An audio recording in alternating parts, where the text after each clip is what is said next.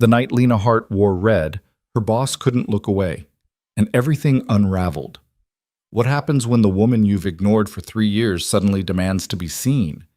When the untouchable CEO loses control at the sight of his assistant walking out, not to him, but to someone else? Adrian Voss built an empire on power and distance. Lena Hart survived by staying invisible. But one dress, one night, one jealous confrontation shattered every rule between them. Stay until the end to see how far desire can push two people who were never supposed to cross that line. Like and comment your city so I can see how far this story travels. The elevator doors opened on the 47th floor at exactly 6:47 p.m., and Lena Hart stepped out wearing a dress that had no business being in this building. Red. Deep, unapologetic red that clung to her in ways her usual gray pencil skirts never did. The fabric moved with her like water, catching light from the floor-to-ceiling windows that overlooked the city. Her heels clicked against marble, louder than usual, or maybe she just noticed them more tonight. She'd timed this perfectly. Adrian would be in his office, door closed, drowning in whatever acquisition or hostile takeover currently consumed his attention. She'd slip past, take the executive elevator down, and he'd never know she'd been here at all. Just like always. Except nothing about tonight was like always. Ms. Hart, the voice stopped her 3 steps from the elevator, low, controlled, with that edge of authority that made board members sweat and competitors retreat. She'd heard that voice every day for 3 years. She knew its every inflection, the slight rasp when he was tired, the deadly calm before he destroyed someone's argument, the rare warmth he reserved for exactly no one. But she'd never heard it say her name like that, like a question and an accusation wrapped together. Lena turned slowly, her heart suddenly loud in her ears. Adrian Voss stood in the doorway of his office, one hand still on the frame, his tall frame backlit by the city lights behind him. He'd loosened his tie, rare for him this early, and his suit jacket hung open. Dark hair slightly disheveled, like he'd been running his hands through it. Steel gray eyes that usually looked through her now looked directly at her. Really looked. Mr. Voss. She kept her voice steady, professional. The same tone she used when confirming his morning meetings or rescheduling his life around his impossibly packed calendar. I was just leaving. Everything for tomorrow is on your desk, the Meridian contracts, the updated financials for the Singapore deal, and the briefing notes for your 8 a.m. with, "Where are you going?" The question cut through her efficient recitation. Not sharp, exactly. Just direct. The way he asked everything, like the world owed him answers and usually provided them. I have plans. Lena adjusted the small clutch under her arm, suddenly aware of how little she was carrying. No laptop bag, no work files, no carefully organized folders that usually accompanied her everywhere. Just a clutch barely big enough for her phone, keys, and lipstick that matched the dress. Something shifted in Adrian's expression. His jaw tightened almost imperceptibly, the same micro-movement she'd learned to recognize before he made a business decision that would cost someone everything. Plans, he repeated, the word flat. It's Friday night.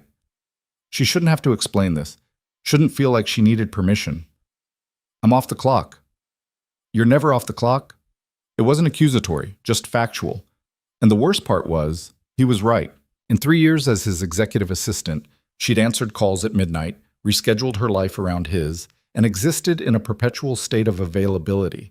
Not because he demanded it, Adrian never demanded anything from her that he didn't demand from himself, but because she'd chosen it, chosen to be indispensable, chosen to be the one person who could anticipate his needs before he voiced them, chosen to matter in the only way that felt safe. Until tonight. Well, tonight I am. Lena met his gaze steadily, ignoring the way her pulse jumped, completely off the clock. Adrian stepped fully into the hallway, and the space suddenly felt smaller. He moved like someone used to owning every room he entered. Not aggressive, just certain. The kind of certainty that came from building a tech empire from nothing, from turning a single software patent into a billion-dollar corporation before he was 35. That dress. His eyes traveled down, then back up, the assessment quick but thorough. Clinical, almost. Except for the slight tension in his shoulders that suggested it wasn't clinical at all. You don't wear red. I'm wearing it now. Why? The question hung between them, loaded with something neither of them was acknowledging. Lena felt heat creep up her neck. Not embarrassment, exactly. Something more complicated. Because I wanted to, she said simply. Is there something you need, Mr. Voss? Because if not, I really should. You have a date. Not a question this time. A statement delivered with the same flat certainty he used when reading market projections or competitor analysis. Lena's fingers tightened on her clutch. That's personal. You're my assistant. I need to know where you are. At 7 p.m. on a Friday? She raised one eyebrow, a gesture she'd learned from him, actually, watching him wield it in countless negotiations. That's not in my job description. Everything's in your job description. Funny, I don't remember sacrificing personal life indefinitely in the contract I signed. Something dangerous flashed across Adrian's face. Not anger, she'd seen him angry before, watching him eviscerate incompetent executives with cold precision. This was different, hotter, more personal. Who is he? That's really none of your... Lena. Her first name, barely more than a growl. Who the hell is he? The elevator dinged behind her, doors sliding open. Empty. Her escape route. She should take it. Should walk away from whatever this was. This sudden shift in the dynamic they'd maintained so carefully for 3 years. But something stubborn in her chest, something that had put on this dress and these heels and this lipstick, refused to retreat. Someone who actually noticed I exist, she said quietly. Someone who asked me to dinner. Someone who sees me as more than a calendar management system with legs. The words hit exactly as she'd intended. She saw them land, saw Adrian's expression shudder, that practiced neutrality he wore during hostile acquisitions sliding into place. But not before she caught something else. Something raw. I notice you. 3 words, delivered with such intensity that Lena actually took a step back. You notice when I'm late, she corrected, her voice sharper than she'd meant it. You notice when I've reorganized your schedule. You notice when I've anticipated what you need before you ask for it. But you don't notice me, Adrian. You never have. His name instead of his title felt like crossing a line. They both felt it, the air between them charged with something neither was willing to name. That's not... Adrian stopped, jaw working. You're important to this company, to the work we do. You think I don't recognize that? I think you recognize my efficiency, my competence, my ability to make your life run smoothly. Lena's laugh came out bitter. But when was the last time you actually looked at me? Really looked? Not at what I could do for you, but just at me? I'm looking now. The words were quiet, almost dangerous. Adrian's eyes held hers, and there was nothing clinical about the look this time. Nothing detached or professional. Just heat, sudden and fierce and completely inappropriate for an employer-employee relationship. Lena's breath caught. For 3 years, she'd been invisible by choice. Safer that way. Easier. She'd watched other women in the office try to catch Adrian's attention. Beautiful, confident women who weren't afraid to flirt, to test boundaries. He'd remained completely unmoved, as if they existed on a different plane from his work-focused reality. She told herself it didn't matter, that she didn't want his attention anyway, that being indispensable was better than being noticed. But standing here in this red dress, with Adrian looking at her like he'd just discovered something he didn't know he'd been missing. The elevator doors started to close. Lena stuck her hand out, triggering the sensor. They slid open again with a mechanical sigh. I have to go, she said, hating how her voice wavered slightly. My date? He's waiting. Cancel it. Excuse me? Cancel it. Adrian moved closer, each step measured. Not aggressive, he'd never be that obvious, but purposeful. Stay! Stay and do what exactly? Lena demanded, anger flaring hot in her chest. Reorganize your files? Confirm Monday's meetings? Pretend this conversation isn't completely insane? Talk to me. We're talking now. Really talk. Not... He gestured vaguely between them. Not whatever this is. This performance we've been doing for 3 years. Performance? Lena's voice went sharp. I'm sorry, I thought I was just doing my job. The job you hired me to do. The job I've been excellent at, by the way. You have been. You are. Adrian stopped just outside the elevator doors, close enough that she could smell his cologne. something expensive and understated that she'd never let herself consciously notice before. That's not what I...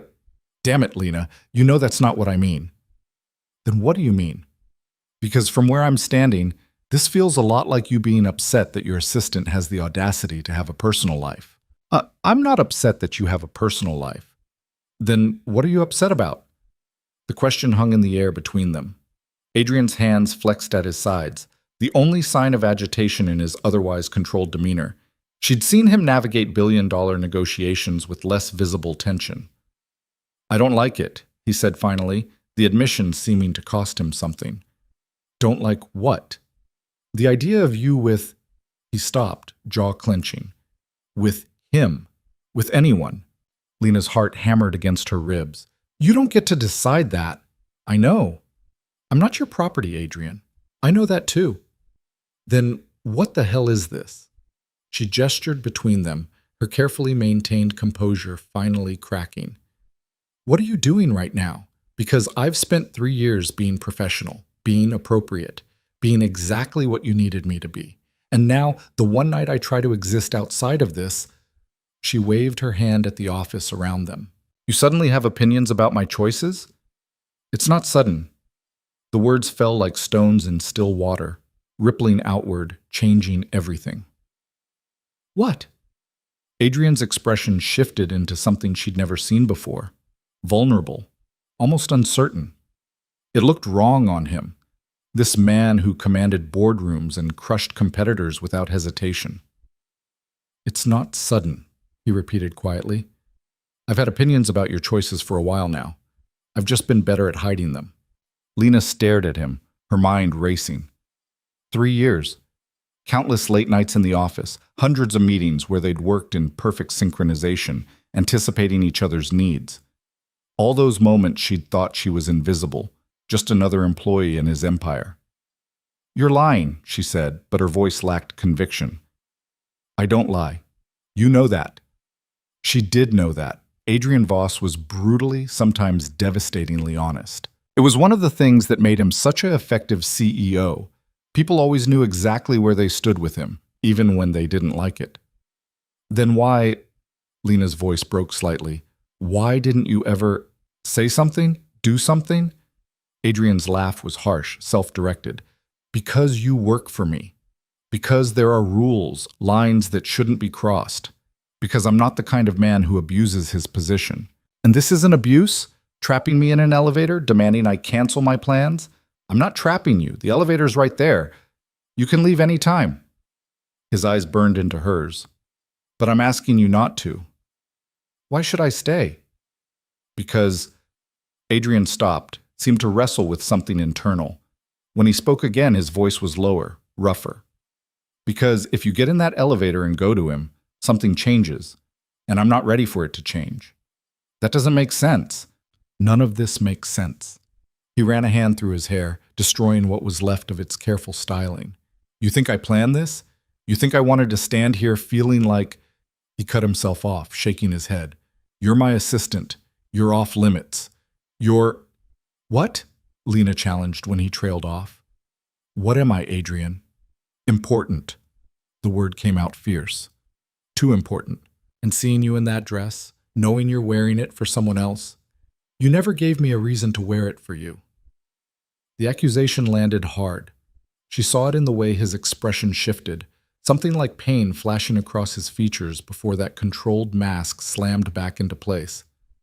I couldn't, he said simply. You worked for me. You still work for me. There's a power dynamic that... Oh, please. Lena's anger finally broke free, 3 years of careful professionalism cracking wide open. Don't hide behind ethics now. You want to talk about power dynamics? Let's talk about how you've made yourself the center of my entire existence for 3 years. How I've rearranged my life around your needs. How I've stayed late, come in early, been available at all hours because you needed me to be. I never asked you to. You didn't have to ask. That's the whole point. Her voice rose, echoing off the marble floors. I made myself indispensable because it felt like the only way to matter to you. The only way to be something more than just another employee you'd forget about the moment they left. You think I'd forget about you? I think you barely remembered I existed until I put on this dress. That's not... Adrian's control finally fractured, his voice going sharp. That's bullshit, Lena, and you know it. I notice everything about you. How you take your coffee. Black with 1 sugar, but only from the second-floor cafe because you say their beans are better. How you bite your lower lip when you're concentrating. How you organize files by color and date because you say it's more efficient, but really it's because you like patterns. How you always keep backup plans for the backup plans because you can't stand surprises. I notice all of it. Lena felt her breath catch. Those are just details. Observations. Is it Mezze? He stepped closer, and she felt the elevator doors brush against her back. I know you hate surprise birthday parties, so I made sure the office never threw you one. I know you're allergic to lilies, so I banned them from all corporate events. I know you stress-eat chocolate when you're anxious, so I keep that specific brand from Belgium in my office drawer. You think that's not noticing you? That's just being a good employer. I couldn't tell you the coffee order of any other employee. I don't know anyone else's allergies. I don't stock chocolate for the rest of the staff. His voice dropped lower. It's just you, Lena. It's always been just you. The confession hung between them, electric and dangerous. Lena's mind spun, replaying 3 years of interactions through this new lens. All those small gestures she'd attributed to his general competence as a CEO, had they been personal? Had she been so busy making herself invisible that she'd missed him seeing her anyway? Why didn't you tell me? The question came out barely above a whisper. Because telling you meant crossing a line I had no right to cross. Because you deserved better than your boss making things complicated. Because... Adrian's jaw clenched. Because I'm 15 years older than you. Because I'm in a position of power over your career. Because every ethical guideline says I should keep my distance. You're not that much older. I'm 41, Lena. You're 26. That matters. Not to me. It should. But his eyes said something different. His eyes said he didn't believe his own words.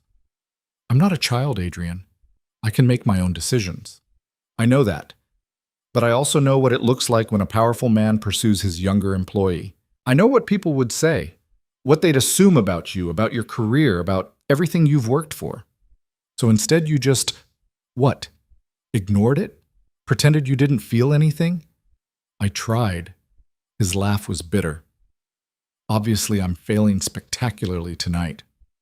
The elevator dinged again, another reminder that she could leave, should leave.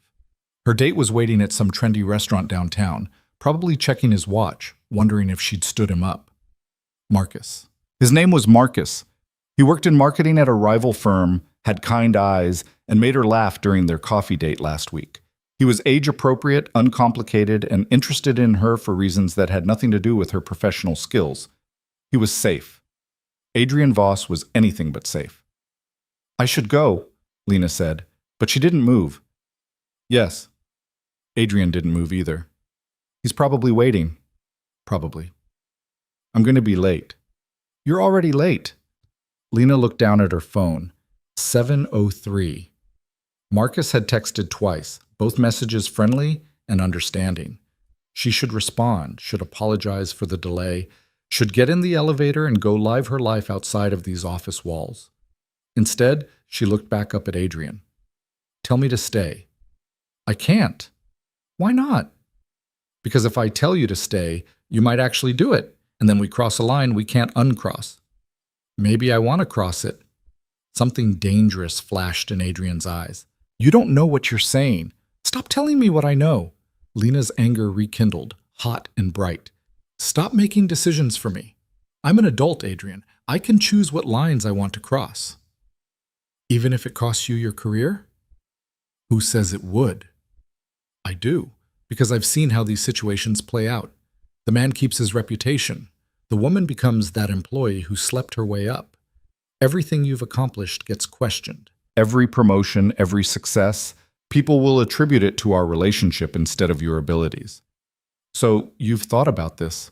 Lena's voice went soft, dangerous. About us having a relationship.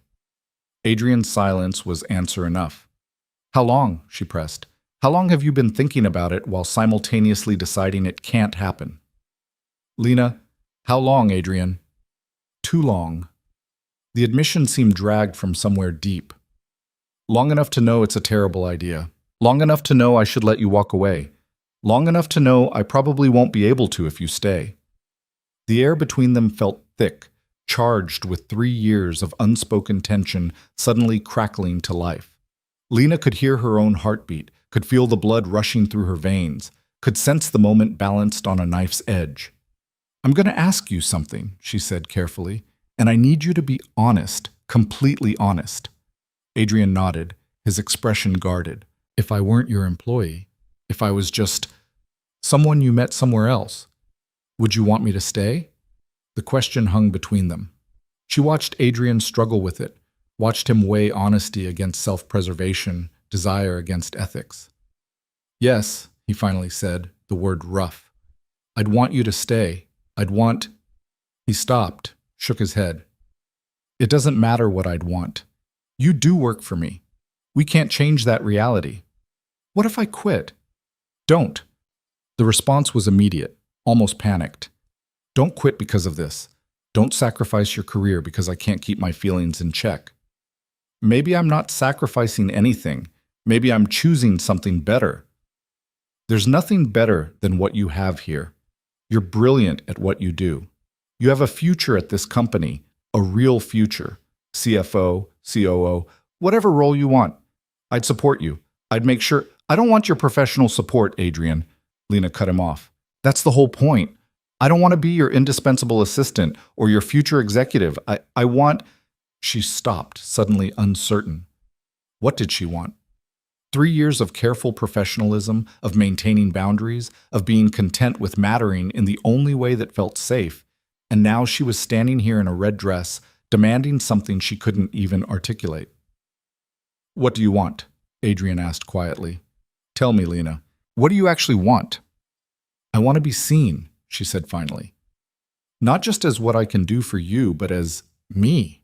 As a person you notice outside of work. As someone who could wear a red dress and have you care that it exists."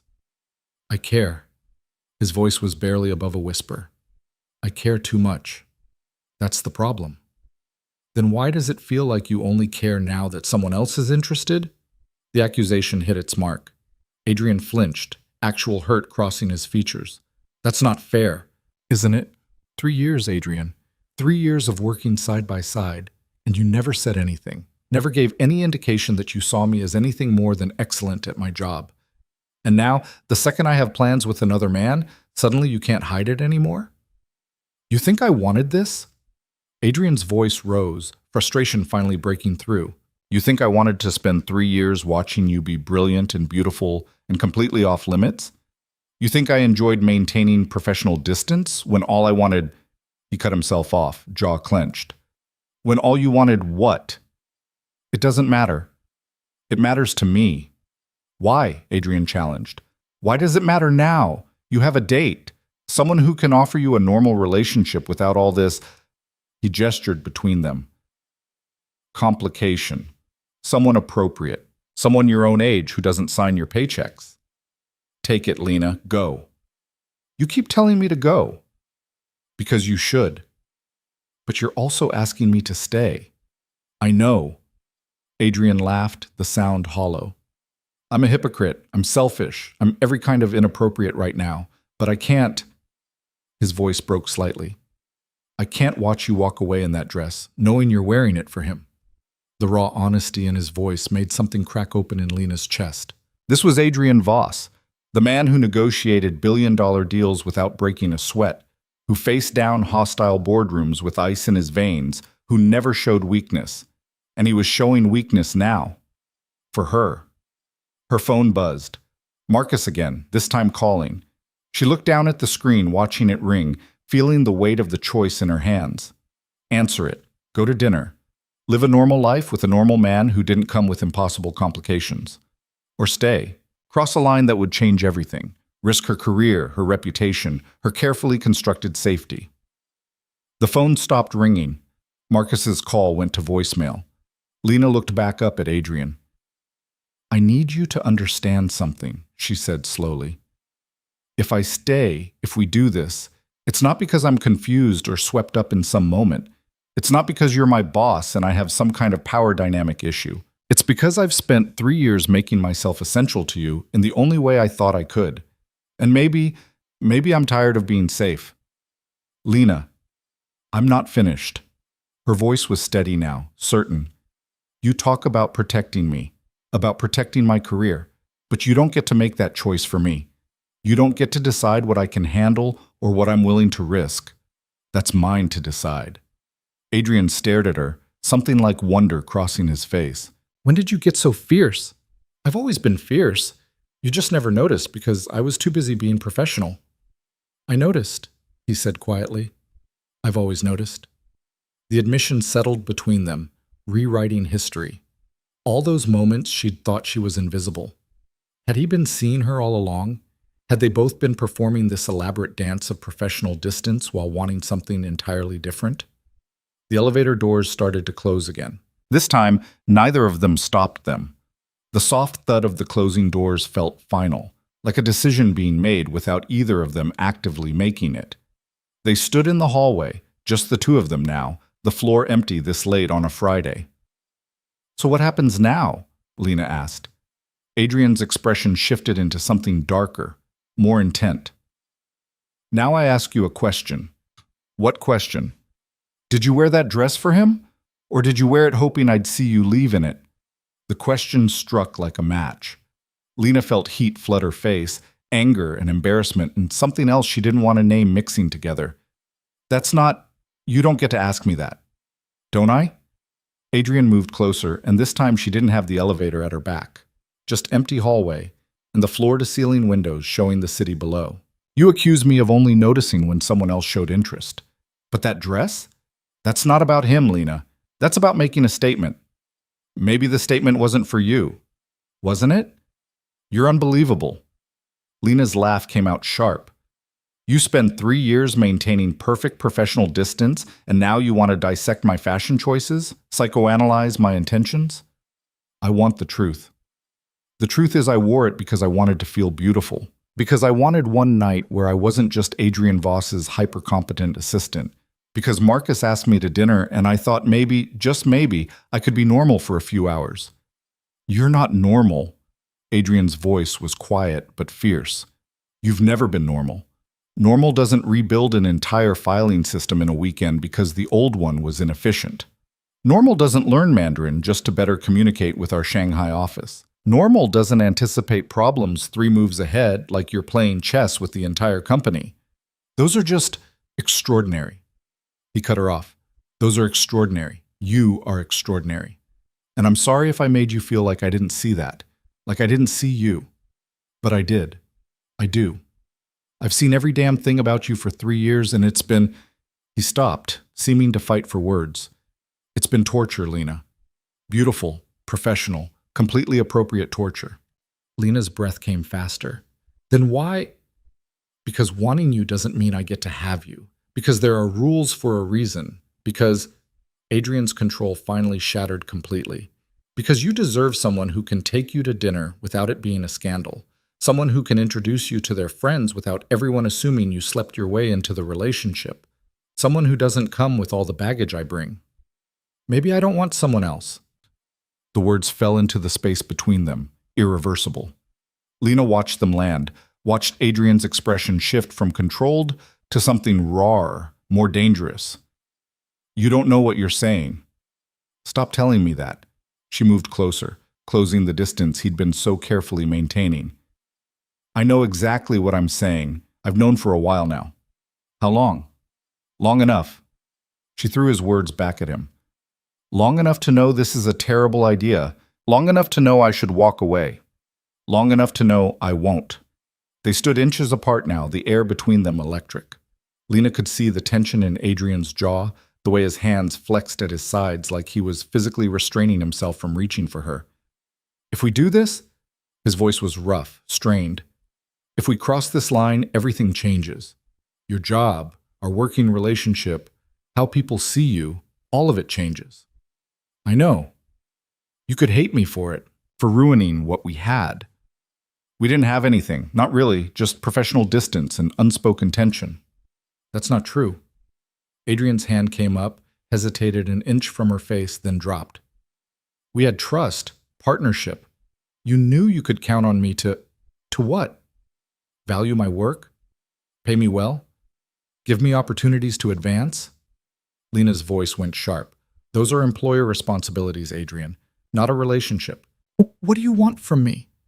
The question came out almost desperate. You want me to say I've thought about you in ways I shouldn't? Fine, I have. You want me to admit I've noticed every detail about you while pretending I didn't? I just did. You want me to... Lena kissed him. It wasn't planned, wasn't calculated, just a sudden surge of frustration and desire and 3 years of restraint finally snapping. She pushed up on her toes, grabbed his tie, and pulled him down to her. For half a second, Adrian froze, shock making his entire body go rigid. Then something broke.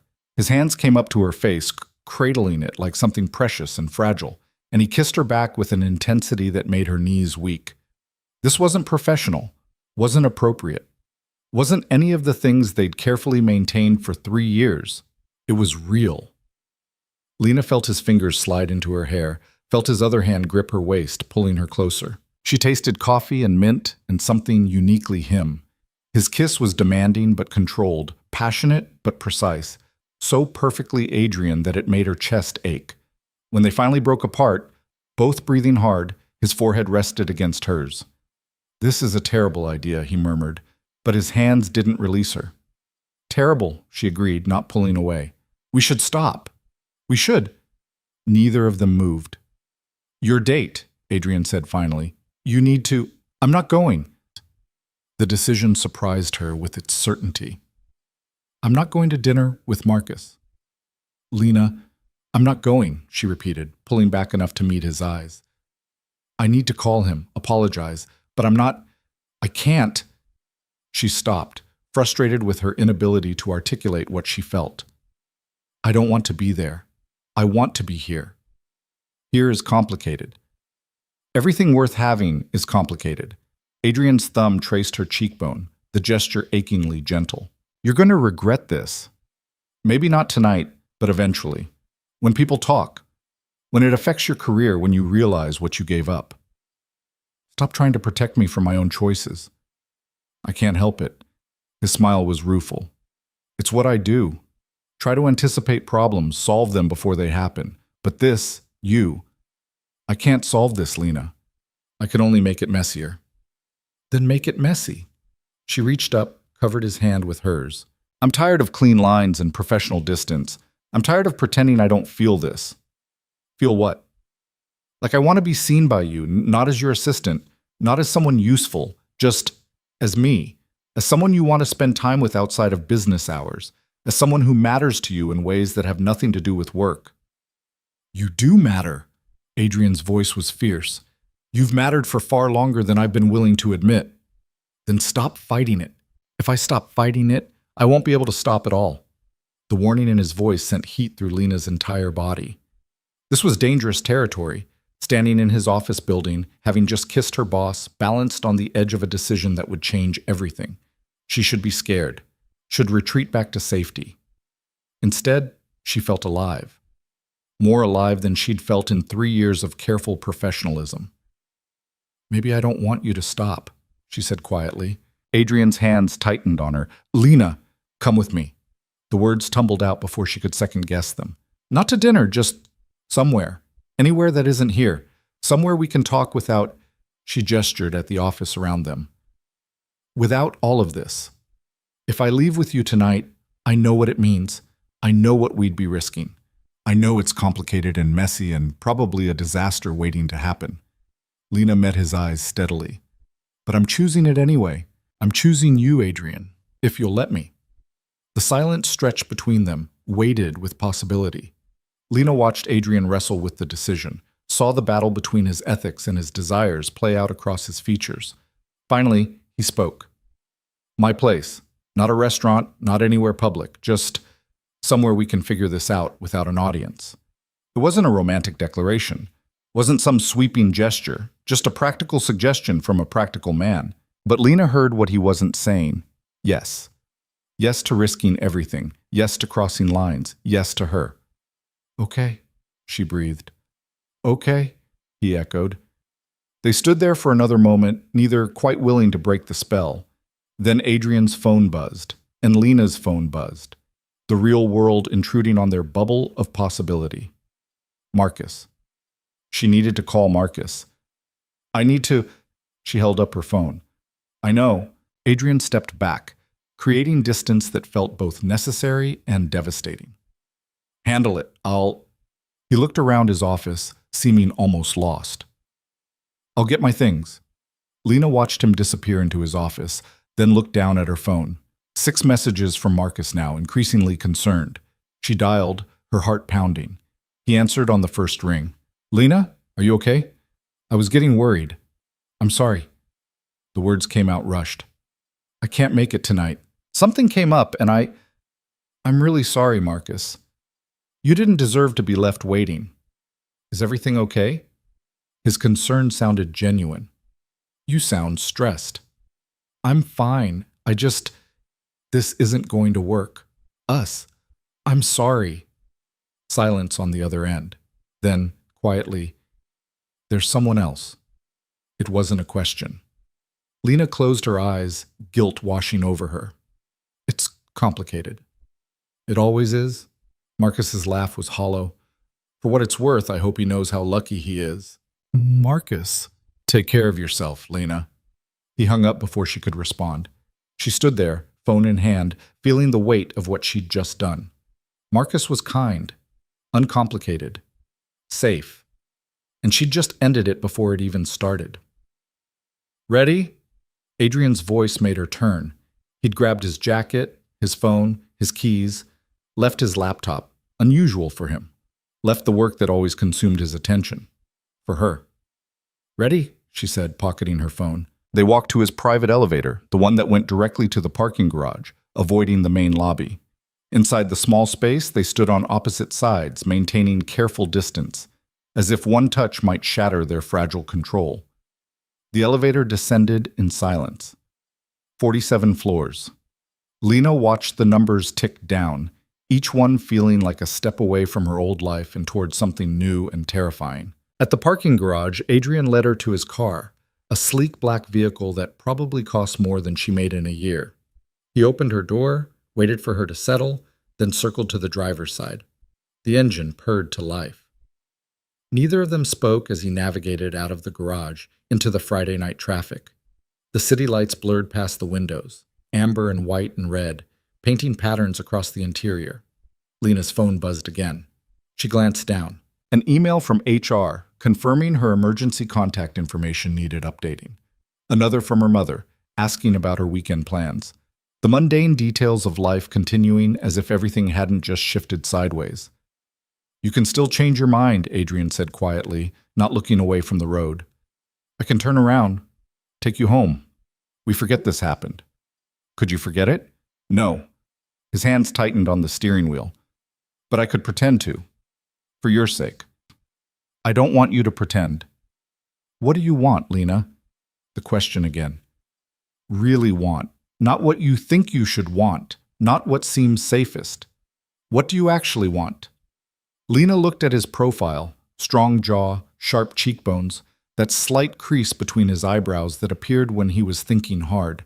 She'd memorized these features over 3 years without meaning to, cataloged them as thoroughly as she cataloged his schedule and preferences. But she'd never let herself really consider what it meant, that she'd noticed, that she'd remembered, that somewhere along the way, indispensable had shifted into something far more dangerous.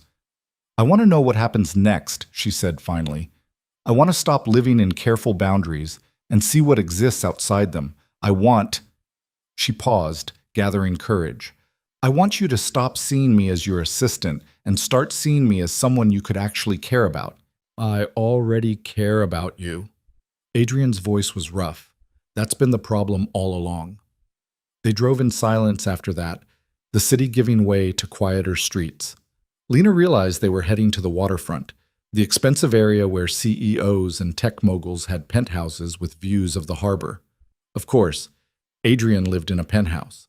The building rose sleek and modern against the night sky, all glass and steel. Adrian pulled into the underground garage, parked in a spot labeled Reserved Voss. Sas, killed the engine. Neither of them moved. Last chance, he said quietly. We walk through that elevator, get to my place, and there's no going back. Everything changes. Maybe everything already changed. Maybe. Adrian finally turned to look at her, his expression unreadable in the dim garage lighting. But once we cross this line, really cross it, there's no pretending we didn't. No maintaining professional distance on Monday morning. We're either doing this or we're not. I know. Do you? He reached over, his hand covering hers where it rested on her knee. Because I've built my entire career on being in control, on maintaining boundaries, on not letting personal feelings interfere with business. And you make me want to burn every single one of those rules. That should terrify you. It should, Lena agreed, but it doesn't. Then you're braver than I am. Or more reckless. Adrian's smile was quick, genuine. Maybe both. They got out of the car, the slam of doors echoing in the quiet garage. Adrian led her to another private elevator, apparently he had them everywhere, and pressed his thumb to a security pad. The elevator rose smoothly, quickly. Lena watched the floor numbers climb, her heart rate matching their ascent. 20 floors, 30, 40. Higher and higher, leaving the ground further behind. Finally, the doors opened directly into an apartment that was more glass than walls. Floor-to-ceiling windows showed the city spread out below like a carpet of lights, the harbor dark and glittering beyond. Wow, Lena breathed, stepping out into the space. It was beautiful and impersonal.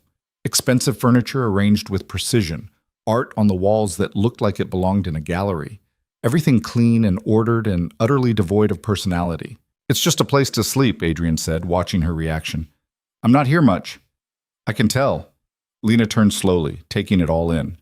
No family photos, no personal touches, nothing that said anyone actually lived here. Don't you get lonely? The question seemed to surprise him. I don't think about it. That's not an answer. No, he admitted. I suppose it's not. They stood in his living room, this man who was her boss, who she'd worked beside for 3 years, who she'd just kissed in a hallway and followed home like she knew what she was doing. Can I get you something? Adrian asked, and there was something endearing about how formal he sounded, like they were still in the office, like he didn't know how to navigate this any better than she did. Wine? Water? I have... Actually, I'm not sure what I have. I don't usually... Adrian? Lena cut off his rambling gently. You don't have to entertain me. I don't know what to do with you. The admission came out raw. In the office, I know exactly who we are, what's appropriate, how to act, but here, he gestured at the space around them. I don't have a script for this. Neither do I. That should make me feel better. It doesn't. Lena laughed, some of her own tension easing. The great Adrian Voss, unprepared for a situation? Should I document this for posterity? Please don't. But his expression softened, something like warmth flickering in his eyes. Although I suppose you're right. I'm usually better at having all the answers. Having all the answers is overrated. Says the woman who's literally never come to a meeting unprepared in 3 years. That's different. That's work. And this isn't work. Adrian said it like a revelation. Like he was just realizing they could be something other than boss and assistant. This is personal, Lena finished. Messy, complicated, all the things you hate. I don't hate them. He moved closer, each step careful. I'm just not good at them. Neither am I. You're better than you think. They stood close again, the tension between them rebuilding. But different this time. Not the frustrated, restrained tension of the office. Something softer, more uncertain, more real. I should probably tell you, Adrian said quietly, that I have no idea what I'm doing right now. That makes 2 of us. I mean it. I've spent 3 years being your boss, being professional, maintaining distance. I don't know how to... He stopped, frustrated. I don't know how to just be with you, without the structure. Then maybe we figure it out together. And if we mess it up, then we mess it up. Lena reached up, loosened his tie the way she'd done 100 times in the office, when he'd worked too long and needed to relax. But this time it felt different, intimate. But at least we'll have tried. Adrian caught her hand, held it against his chest. She could feel his heartbeat, fast, unsteady. He was nervous. The great Adrian Voss, who negotiated billion-dollar deals without flinching, was nervous because of her. "I don't want to hurt you," he said quietly. "Then don't." "It's not that simple." "Maybe it is." Lena met his eyes. "Maybe we've been making it more complicated than it needs to be. Maybe all we need to do is decide what we want and be honest about it." "And what do you want?" "You," she said simply. "I want to see if this thing between us is real. I want to stop pretending I don't feel it. I want—" She paused, gathering courage. "I want you to kiss me again. But not because we're caught up in a moment, or because we're fighting, or because we're both too stubborn to walk away. Just because you want to." Adrian's breath hitched. His hand came up to cup her face, thumb brushing across her cheekbone with devastating gentleness. "I want to," he said, voice rough. "I've wanted to for longer than I should admit." "Then do it." This kiss was different from the first, slower, deeper, less desperate and more deliberate, like they had time now, like they didn't have to steal moments in hallways. Lena sank into it, her hands sliding up his chest to his shoulders. He tasted like possibility and danger, and 3 years of restraint finally breaking. His arms wrapped around her, pulling her close, and she fit against him like she'd been designed for this exact moment. When they finally broke apart, both breathing hard, Adrian rested his forehead against hers. "We're really doing this," he murmured.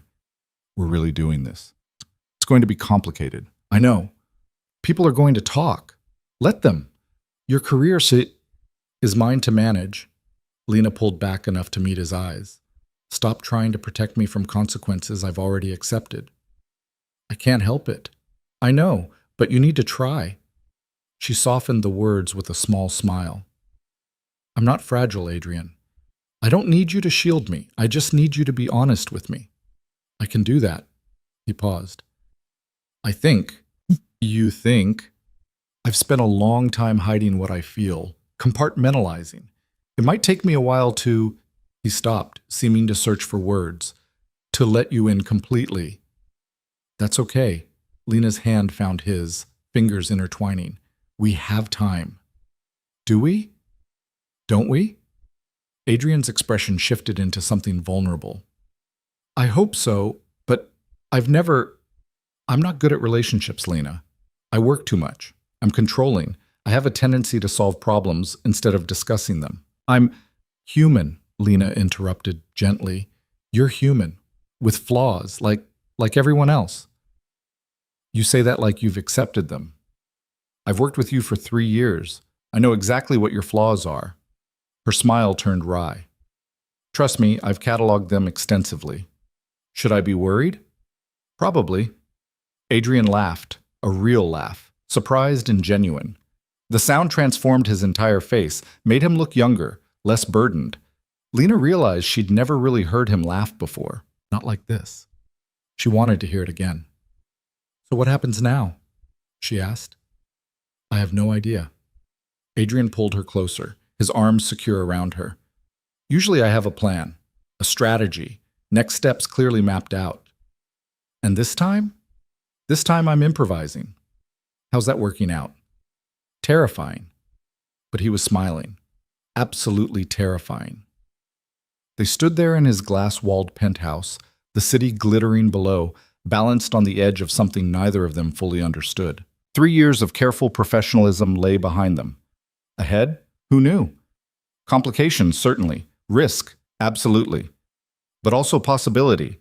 And maybe, Lena thought as Adrian kissed her again, possibility was worth any risk. The kiss ended, but neither of them moved apart. Adrian's hands remained on her waist, anchoring her to him like he was afraid she might disappear if he let go. Lena's fingers were still twisted in his shirt, wrinkled now from her grip. "I should probably offer you that drink," Adrian said finally, his voice rougher than usual. "Probably," Lena agreed, but she didn't step back. "I'm not going to." "I noticed." His thumb traced small circles on her hip, the touch burning through the thin fabric of her dress. "If I let go of you right now, I might remember all the reasons this is a bad idea. Would that be so terrible?" "Yes." The answer came without hesitation. Because I've spent 3 years remembering all the reasons. Tonight, I'd like to forget them. Lena felt something loosen in her chest, some last piece of resistance she'd been holding on to. Then forget them.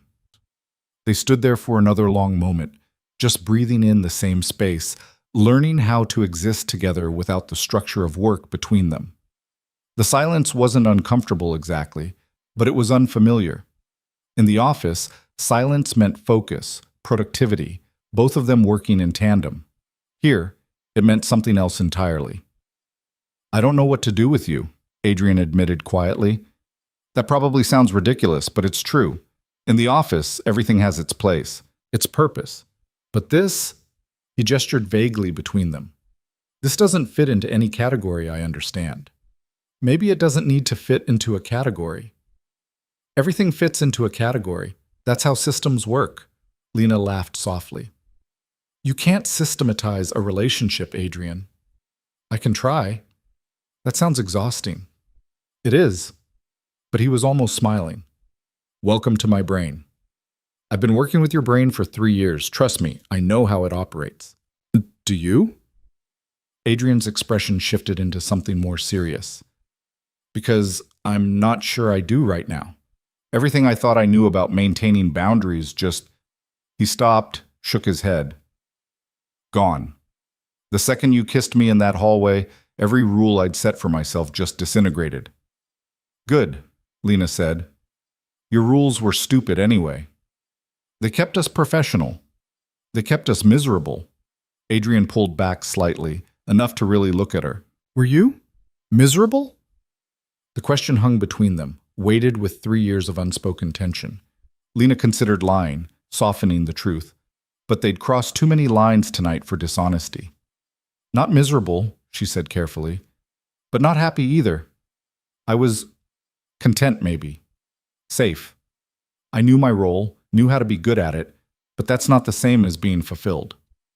And you think this will fulfill you? Us? I don't know. The honesty felt risky. But at least I'll find out. At least I won't spend the rest of my life wondering what might have happened if I'd been brave enough to try. Something flickered across Adrian's face. Respect? Maybe. Or recognition. You're braver than I am. I don't feel brave. I feel terrified. That's what brave is. Being terrified and doing it anyway. Lena stepped back, creating space to think. The movement felt necessary. Being in his arms made it hard to process anything beyond the physical pull between them. She walked to the windows, looking out at the city below. From up here, everything looked small, manageable. All those lives and problems and complications reduced to points of light. Can I ask you something? She said without turning around. Anything. When did it start? For you, I mean. When did you first... She struggled for the right words. When did I stop being just your assistant? The silence stretched long enough that she thought maybe he wouldn't answer. Then she heard him move, felt him come up behind her. Not touching, but close enough that she could feel the heat of him. The Jefferson merger, he said quietly. 18 months ago. Lena's mind raced back. The Jefferson merger had been brutal. 3 months of 18-hour days, impossible deadlines, and stakeholders who changed their minds hourly. She'd practically lived in the office, sleeping on the couch in Adrian's suite when she bothered sleeping at all. What about it? You fell asleep at your desk. 3 a.m, face down on the Hendricks contract. I came out to wake you up, send you home. But you looked... He paused. Peaceful. For the first time in weeks, you looked peaceful. And I realized I'd been running you into the ground, that I'd been so focused on the deal that I hadn't noticed you were exhausted. I was fine. You weren't fine. You had circles under your eyes. You'd lost weight. You were drinking coffee like it was water. Adrian's voice roughened, and I hadn't noticed any of it because I was too busy using you as a tool to get what I needed done. Lena turned to face him. I never felt used. That's because you're too good at your job, too willing to sacrifice yourself for the work. His eyes met hers. I carried you to the couch that night, covered you with my jacket, and when you curled into it without waking up, he stopped, jaw clenching. That's when I knew I was in trouble. Because I fell asleep? Because I wanted to stay there, watch you sleep, Make sure you were okay. Because for the first time in my career, I cared more about another person's well-being than I did about closing a deal. Adrian's laugh was hollow. I left the office, went home, told myself I was just being a responsible employer, that any decent boss would feel protective of an overworked employee. But I couldn't stop thinking about you. How you looked in my jacket, how you trusted me enough to fall asleep in my office, how I wanted... He cut himself off, shaking his head. It doesn't matter what I wanted. What mattered was maintaining professionalism. So I did. I pulled back. Made sure we had proper boundaries. Hired an additional assistant to lighten your workload. Lena remembered that. She'd been furious about it at the time, had seen it as Adrian not trusting her to handle the job. I thought you were punishing me. Punishing you? For what? For not being good enough. For falling asleep when I should have been working. Adrian's expression twisted. That's what you thought? That I hired help because you weren't performing well? What else was I supposed to think? You barely spoke to me for a week. When you did, you were cold, distant. I was trying to protect you. From what? From me. Adrian moved to the window, putting his back to the glass. From my feelings. From the way I couldn't stop thinking about you. I thought if I created distance, if I made things more formal, it would go away. Did it? No. The word came out flat. It got worse. Every time you walked into my office, every time you handed me a file, every time you anticipated what I needed before I asked, it got worse. You were perfect at your job, and I hated it. I hated that your competence made me want you more, that your professionalism just made me want to break through it. But Lena absorbed this, recalibrating her understanding of the past 18 months. All those times she'd thought Adrian was being cold. He'd been fighting himself, fighting his attraction to her. You could have just talked to me, she said finally. And said what? Lena, I'm attracted to you, which is completely inappropriate, so I'm going to maintain professional distance. How would that have helped? It would have been honest. Honesty isn't always helpful. Sometimes it just makes things messier. Messier than this? Lena gestured between them. We just blew up 3 years of working relationship in one night. How much messier could honesty have made it? Adrian was quiet for a moment. When he spoke, his voice was careful. Would you have wanted to know?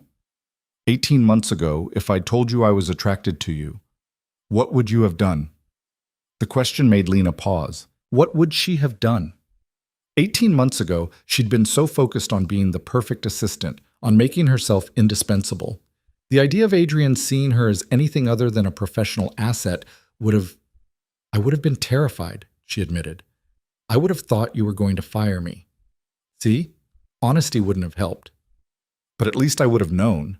At least I wouldn't have spent the last year and a half thinking I'd disappointed you somehow. Adrian's expression shifted into something pained. You've never disappointed me. Not once. Then why did it feel like you were pulling away? Because I was. Just not for the reasons you thought. He moved closer, his hand reaching out to tuck a strand of hair behind her ear. The gesture was so gentle it made her chest ache. I was pulling away because staying close to you was torture. Because every meeting, every late night working together, every time you smiled at me, it took everything I had not to cross a line I had no right to cross. And now? Now the line's been crossed. Now I have to figure out what the hell to do about it. Lena caught his hand, held it against her cheek. You don't have to figure it out alone. I'm not used to not figuring things out alone. I know, but maybe that's part of the problem. Adrian's phone buzzed in his pocket, shattering the moment. He pulled it out, glanced at the screen, and his expression hardened. What is it? Lena asked. Email from the Tokyo office, the Nakamura deal. There's a problem with the contracts. She watched him shift into work mode, saw the familiar focus settle over his features. It was automatic, instinctive. Problem presented, solution needed, everything else secondary. Do you need to handle it? She asked, even though she already knew the answer. I should. But he didn't move toward his laptop. The time difference means if I don't respond now, they'll be stalled until Monday. Then respond. I don't want to. The admission seemed to surprise him. I don't want to think about work right now. I don't want...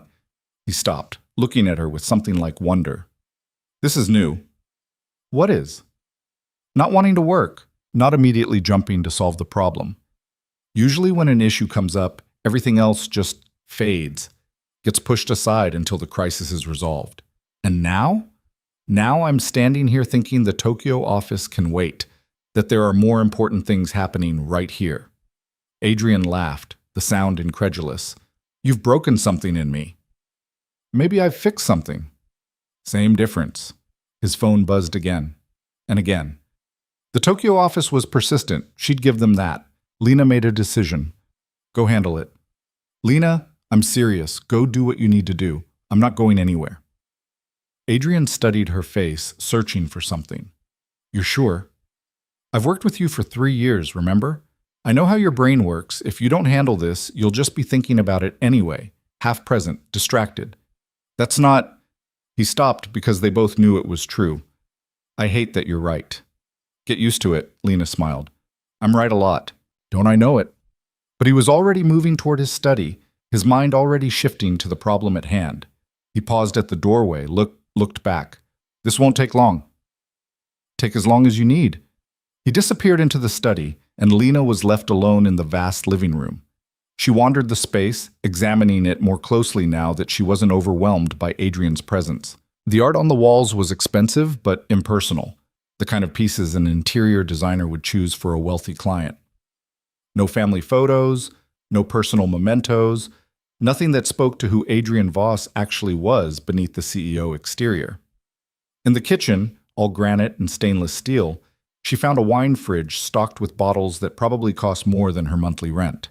She selected one at random, found a glass, poured herself a measure. The wine was smooth, complex, utterly wasted on her still racing nervous system. From the study, she could hear Adrian's voice, clipped, efficient, solving problems with the same precision he brought to everything. She'd heard that voice countless times, usually while she took notes or pulled up supporting documents. Now she heard it differently, heard the control beneath it, the way he wielded authority like a scalpel, cutting through confusion to reach clarity. It was impressive, attractive even, but also lonely. Did he have anyone who saw past that competence? Anyone who witnessed the moments when the control slipped, when he wasn't the untouchable CEO, but just a man trying to figure things out? Her phone buzzed. She pulled it out, saw a text from her roommate Sarah. How's the hot date? Did he take you somewhere expensive? Send pics. Lena stared at the message, guilt twisting in her stomach. She'd told Sarah she had a date with Marcus, had let her help pick out the dress, had listened to her excited chattering about Lena finally putting herself out there. She typed back, Date ended early. Long story. I'm fine. Sarah's response was immediate. Early? What happened? Did he turn out to be a creep? Do I need to come get you? No, nothing like that. It wasn't right. Where are you? Lena looked around Adrian's penthouse, at the city glittering below, at the wine glass in her hand. How did she explain this? How did she tell her roommate she was at her boss's apartment, that she'd kissed him, that she'd chosen him over the safe, normal option? I'm okay, she typed. I'll explain tomorrow. You better, and you better be safe wherever you are. I am, promise. Lena pocketed her phone, feeling the weight of the small deception. She'd have to tell Sarah eventually. Would have to explain how she'd ended up here, how her careful professional life had imploded in the span of a few hours. But not tonight. Tonight was complicated enough. She walked back to the windows, pressed her forehead against the cool glass. What was she doing?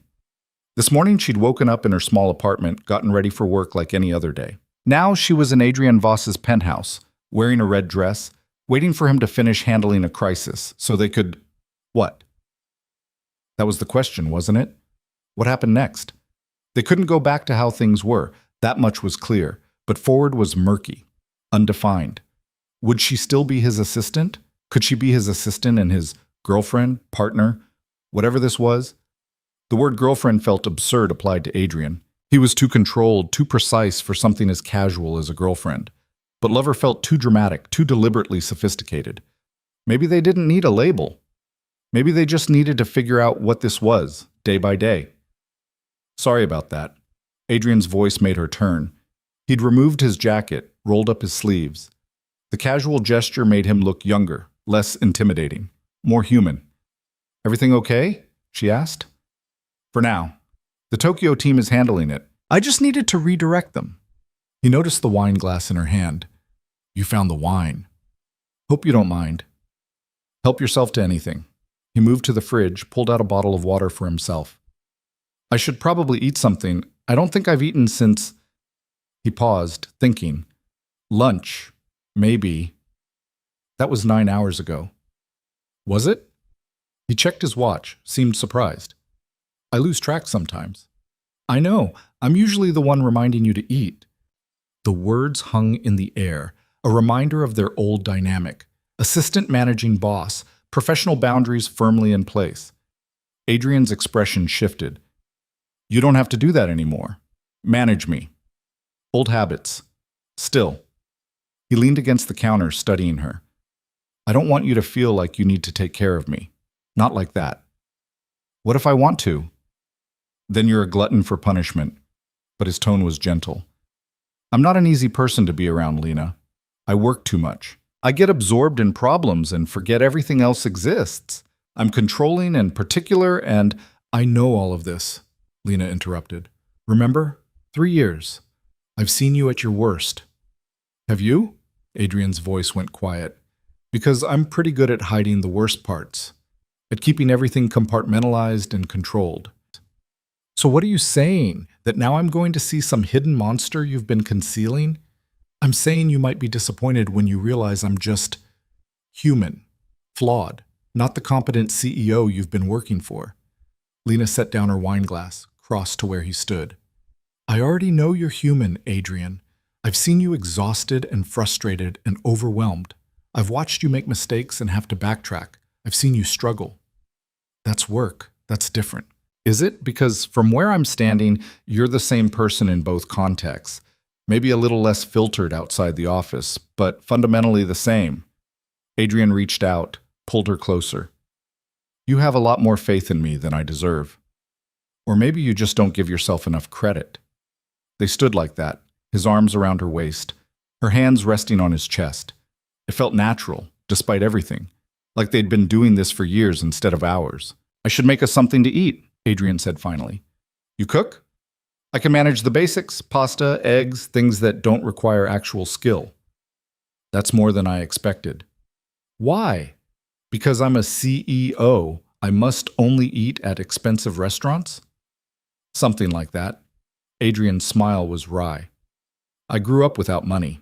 Learned to cook because it was cheaper than buying prepared food. Old habits stick. Lena realized how little she actually knew about Adrian's background. She knew his professional history, the patents, the startup, the rapid growth of his company. But his personal history? That was a blank space. Tell me about that, she said as he moved to the kitchen, pulling out ingredients. About what? Growing up, your family, the parts of you that existed before you became Adrian Voss, CEO. His hands paused in the middle of pulling out a pot. That's not a very interesting story. I'll be the judge of that. He was quiet for a moment, focused on filling the pot with water, setting it to boil. When he spoke, his voice was carefully neutral. My parents split when I was 7. Dad left, never looked back. Mom worked 2 jobs trying to keep us afloat. We moved a lot, always chasing cheaper rent, better opportunities that never materialized. I'm sorry. Don't be. It taught me early that the only person you can rely on is yourself. That if you want something, you have to work for it. No one's going to hand you anything. Lena heard the edges in his voice. Old wounds, carefully managed. Is that why you work so much? Why you can't let go of control? Probably. Adrian pulled pasta from a cabinet, dumped it into the now boiling water. When you grow up with nothing, with instability, you learn to create your own stability, to build structures you can control. And people? Where do they fit into those structures? They don't, usually. He glanced at her. You're the exception. How do you know? Maybe you've just never let anyone close enough to find out if they fit. Maybe. He turned back to the stove, stirred the pasta with more focus than it required. My ex-wife used to say the same thing. The words landed like a stone. Lena felt her stomach drop. You were married? For 3 years, divorced 5 years ago. I didn't know that. Why would you? It's not exactly something that comes up in performance reviews. Lena processed this new information, slotting it into her understanding of Adrian. What happened? What always happens. I worked too much. She wanted more attention than I could give. We grew apart until we were just two people living in the same house, going through the motions. Adrian's voice was flat, reciting facts. She left, filed for divorce, took half of everything and moved to Seattle. Haven't spoken to her since. Do you miss her? I miss the idea of her, the partnership we were supposed to have. But honestly, he looked at Lena, his expression unreadable. I barely noticed when she left. I was so buried in work that it took me a week to realize she'd actually moved out and wasn't just staying with friends. That's sad. That's who I am. Adrian turned off the stove, drained the pasta with efficient movements. I'm telling you this so you understand what you're getting into. I'm not good at relationships. I don't know how to make someone a priority when work is always screaming for attention. My ex-wife tried for 3 years, and I failed her. I'll probably fail you too. You're assuming I need you to be something you're not, don't I? He plated the pasta, added sauce from a jar. Nothing fancy, just functional. Everyone needs attention, connection, time. Things I'm terrible at providing. Maybe I'm terrible at those things too. Adrian looked at her skeptically. You're good with people. You manage relationships effortlessly. Clients, colleagues, vendors. You make everyone feel heard and valued. At work? Yes. In my personal life? Lena accepted the plate he handed her. I haven't had a serious relationship in 4 years. My friends complain I'm always canceling plans. My family thinks I've forgotten they exist. I'm not any better at balance than you are. Then maybe we're both disasters waiting to happen. Or maybe we understand each other in ways other people wouldn't. They ate standing at the counter. No pretense of formal dining, just two people too wired to sit down properly. The pasta was simple but good, exactly the kind of comfort food Lena hadn't realized she needed. Can I ask you something? Adrian said after a while. Sure. Why did you really wear that dress tonight? The question caught her off guard. Lena set down her fork, considering her answer. I told you, I wanted to feel beautiful, to exist outside of work for a few hours. But why tonight specifically? Why Marcus? Are you jealous of Marcus? Insanely. Adrian didn't try to hide it. Which is irrational since you're here with me, not him. But yes, the idea of you wearing that dress for another man makes me... He stopped, jaw clenching. It makes me want to do things that are definitely not professional or appropriate. Heat flooded through Lena at the intensity in his voice. Like what? Like make sure you never think about wearing anything for anyone else ever again. The possessiveness should have annoyed her, should have triggered her independent streak, made her push back against the implication that she belonged to him. Instead, it made her pulse race. I didn't wear it for Marcus, she admitted quietly. Not really. I wore it because I was tired of being invisible, tired of watching you look through me every day like I was just furniture, a tool you use to organize your life. I never... You did. Maybe not intentionally, but you did. Lena met his eyes. I wanted to prove I could be seen, that I could be someone people noticed. And yes, maybe part of me hoped you'd notice too, that you'd look at me leaving and feel something, anything. Mission accomplished. Adrian's voice was rough. I felt a lot of somethings. Like what? Like I wanted to drag you back into my office and demand you cancel your date. Like I wanted to kiss you until you forgot anyone else existed. Like I wanted... He stopped himself, shaking his head. Like I wanted things I had no right to want. And now?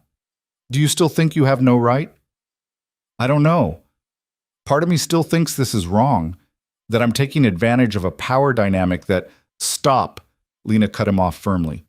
I'm an adult. I made a choice. Stop acting like I'm some helpless employee who can't make decisions for herself. I know you can make decisions. I just want to make sure you're making them for the right reasons. And what are the right reasons?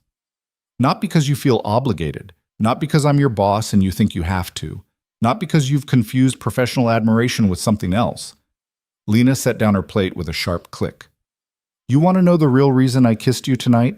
It wasn't obligation, it wasn't confusion.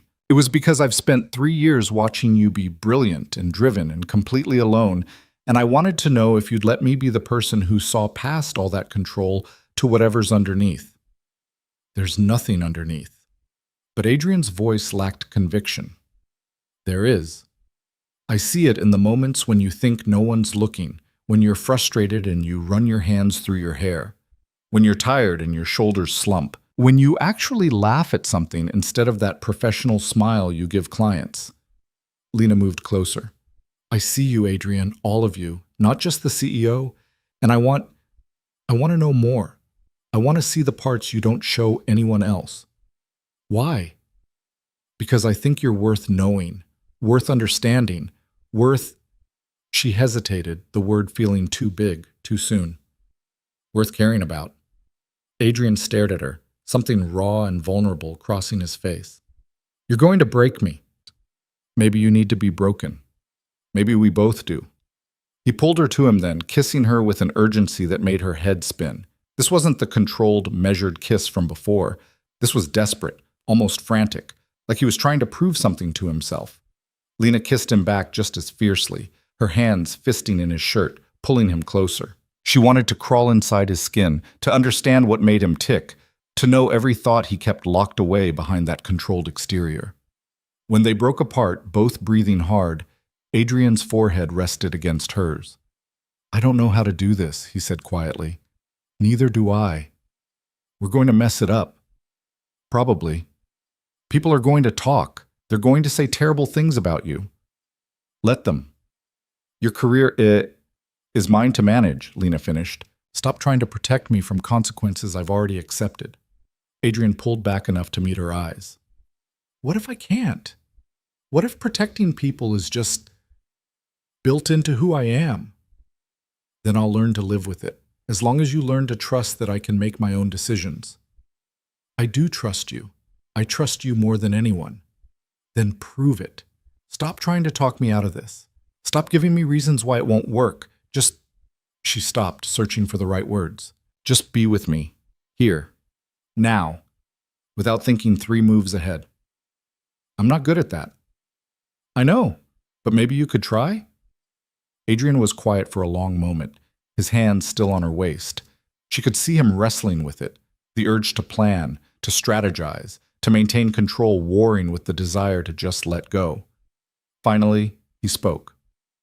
Okay. Okay? I'll try. No promises I'll succeed, but I'll try. It wasn't a grand declaration, wasn't some sweeping romantic gesture, just a quiet agreement from a man who didn't make promises lightly. To Lena, it meant everything. They moved to the couch, a massive thing that probably cost more than Lena's car.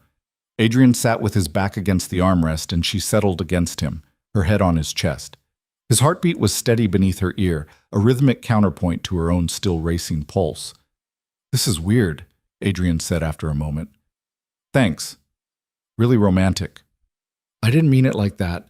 I just meant, I don't usually do this. Sit, relax, with another person. What do you usually do? Work, read industry reports, check emails. On a Friday night? Every night. His hand traced lazy patterns on her shoulder, the touch absent-minded but comforting. I'm not good at downtime. I've noticed. Lena shifted to look up at him. When was the last time you took a vacation? Adrian's expression went blank. Define vacation. Time off, away from work, no emails, no calls, no crisis management. That doesn't exist in my world. It could. Could it? He sounded genuinely curious, like she'd suggested something completely foreign. I'm the CEO. The company depends on me being available. The company would survive a week without you. You don't know that. I do, actually, because I'm the one who manages your calendar, remember? I see how much of your time is spent on things other people could handle. You've just convinced yourself you're the only one who can. Adrian was quiet for a moment. You think I have a control problem. I think you have a trust problem. There's a difference. Explain. Lena sat up, turning to face him properly. You don't delegate because you don't trust other people to do things the way you would. Not because they're incompetent, but because they're not you. You've built this entire empire on your vision, your decisions, your control, and now you're trapped in it. I'm not trapped. I chose this. Did you? Or did it just happen because you couldn't stop working long enough to realize you'd built a prison? The words came out harsher than she'd intended. Adrian's expression shuddered, that professional mask sliding into place. She'd pushed too hard, too fast. I'm sorry, she said quickly. I shouldn't have. No. Adrian's voice was quiet but firm. You're right. You're completely right, and I hate that you're right. Lena waited, giving him space to continue. After the divorce, I threw myself into work. Easier than dealing with the failure, with the guilt. Easier than admitting I'd let someone down because I couldn't figure out how to be a decent partner. He looked away, jaw tight. And the company grew, got more successful, more demanding. And I kept telling myself it was temporary. That once we hit the next milestone, I'd slow down, take time off, build a life outside of work. But you never did. But I never did, he agreed. Because there's always another milestone, another deal, another crisis that needs my attention. And somewhere along the way, I forgot what I was even working toward. It just became what I did, who I was. You're more than your job, Adrian. Am I? He looked at her, something lost in his expression. Because from where I'm sitting, I'm not sure what else I am. CEO. That's it. That's the only role I know how to play. That's not true, isn't it? My ex-wife left because I couldn't be a husband. My mother stopped calling because I never called back. I don't have friends. I have business associates and board members. I don't have hobbies. I don't have interests outside of the company. So what am I, Lena, if not just my job? The vulnerability in his voice cracked something open in her chest. This was Adrian stripped of his CEO armor, raw and uncertain and painfully human. You're the man who keeps Belgian chocolate in his desk for me, she said softly. Who bans lilies from events because I'm allergic. Who notices how I take my coffee and where I buy it. Who carried me to the couch when I fell asleep working too hard. They're not just anything. They're proof that you're capable of caring about someone, of seeing them, of wanting them to be okay. Lena reached for his hand, threaded their fingers together. You're more than your job. You've just forgotten how to be. Adrian stared at their joined hands like he wasn't quite sure how they'd gotten there. I don't know how to be anything else. Then maybe I'll teach you. That's a big commitment for someone you kissed for the first time 3 hours ago. Is it? Because I've been watching you for 3 years, learning how you think, what drives you, what scares you. She squeezed his hand. I know you better than you think I do. That should terrify me. Does it? A little, but he was almost smiling. You're very intense when you want to be. I learned from the best. They sat in comfortable silence for a while, the city lights casting shifting patterns across the ceiling. Lena felt the exhaustion of the day starting to catch up with her, the emotional roller coaster of the evening leaving her drained but wired. What happens Monday? She asked finally. Adrian's body tensed beneath her. What do you mean? What do we do? Do I show up to work like nothing happened? Do we tell people? She stopped, the reality of their situation suddenly overwhelming. Do I still work for you? I don't know. Adrian's voice was strained. I haven't thought that far ahead. We should probably think about it. I know, but right now I don't want to think about Monday. I just want... He stopped, seeming to struggle with the words. I just want this, tonight, before everything gets complicated. It's already complicated. More complicated then. Lena understood the impulse to avoid planning, to just exist in the moment. But practicality was in her nature, had been drilled into her by 3 years of managing Adrian's impossibly complex schedule. We can't ignore it forever, she said gently. I know, just not tonight, please. The plea in his voice stopped her protests. This man who never asked for anything, who shouldered every burden himself, was asking for one night of reprieve. How could she deny him that? Okay, she agreed. Not tonight. Adrian's arms tightened around her, pulling her closer. Thank you. But tomorrow we talk about it. Really talk. Tomorrow, he agreed. Lena settled back against him, letting the steady rhythm of his breathing calm her racing thoughts. Tomorrow would bring complications, decisions, potentially career-ending choices.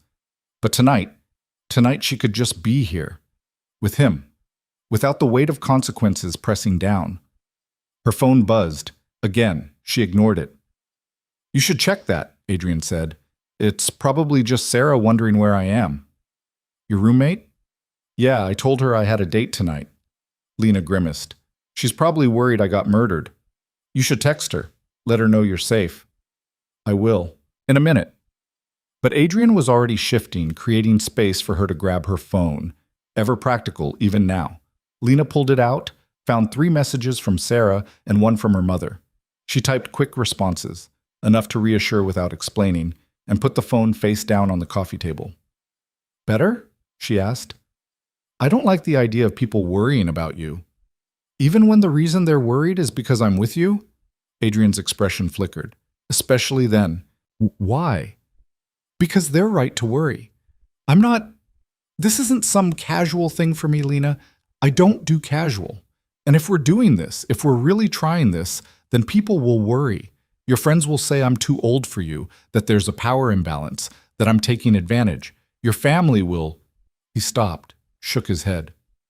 "They'll have opinions, strong ones. Let them. You say that now, but when your mother asks why you're dating your boss, when your friends stage an intervention, when people at work start whispering, then I'll deal with it." Lena's voice was firm. "I'm not a child, Adrian. I can handle other people's opinions." "Can you handle losing friendships over it? Because that might happen. If someone stops being my friend because of who I choose to be with, were they really my friend in the first place?" Adrian studied her face, searching for something. "You're very certain about this." "I'm certain about wanting to try. That's all I can be certain of right now." "That's more certainty than I have." "Then lean on mine until you find yours." He laughed, short, surprised. "You're something else. You know that?" "I've been told." "By who?" "You, multiple times. Usually when I've reorganized something, you didn't ask me to reorganize." "That's because you have a compulsive need to fix things that aren't broken." "They were inefficient. They were fine." "Fine isn't optimal." Adrian's eyes crinkled at the corners, the closest he usually got to a real smile. "See? This is what I mean. You're relentless. Takes one to know one." They fell into easy banter, the kind they'd developed over 3 years of working together. But now it felt different, lighter, like they didn't have to maintain careful professional distance, didn't have to weigh every word for appropriateness. "Can I ask you something personal?" Lena said after a while. "Haven't we crossed the personal threshold already?" "More personal." "That's concerning, but go ahead." "What did you see in your ex-wife? What made you marry her?" Adrian was quiet for a long moment. When he spoke, his voice was careful. "She was smart, ambitious. We met at a tech conference. She was presenting on AI applications in healthcare. We talked for hours about technology, innovation, the future. It felt like finding someone who spoke the same language." "That sounds nice." "It was. For a while. We got married 6 months after meeting. Everyone said we were moving too fast, but it felt right. We were building something together, her company, mine. We understood the demands, the long hours, the constant travel." "So what went wrong?" "We were too similar, both workaholics, both more invested in our careers than in each other. We'd go days barely speaking, just existing in parallel lives." Adrian's voice went flat. "One day she told me she'd met someone else, someone who actually paid attention to her, who remembered her birthday, who wanted to spend time with her instead of just scheduling meetings around her." "I'm sorry." "Don't be. She was right. I was a terrible husband. Too focused on work to notice she was lonely. Too busy to care that our marriage was falling apart." He paused. "The worst part was, when she left, my first thought was relief. Relief that I didn't have to feel guilty anymore about choosing work over her. That tells you everything about who I am." Lena absorbed this, understanding him better. "You're afraid you'll do the same thing with me." "I know I will. It's not a matter of if, Lena. It's when. Eventually I'll get absorbed in some deal or crisis, and I'll forget to call, forget to make plans, forget that you exist outside of work. And you'll realize you've made a mistake choosing me. What if I don't? Everyone does, eventually. Your ex-wife isn't everyone, and you're assuming I need constant attention, that I'll feel neglected if you have to work late. Won't you? Lena considered the question honestly. Would she feel neglected? She'd spent 3 years watching Adrian work ungodly hours, had matched many of those hours herself. She understood the demands of his job because she'd been part of managing them. Maybe sometimes, she admitted, but I also understand the work. I know what it takes to run a company like yours. I'm not going into this blind. That's what makes it worse.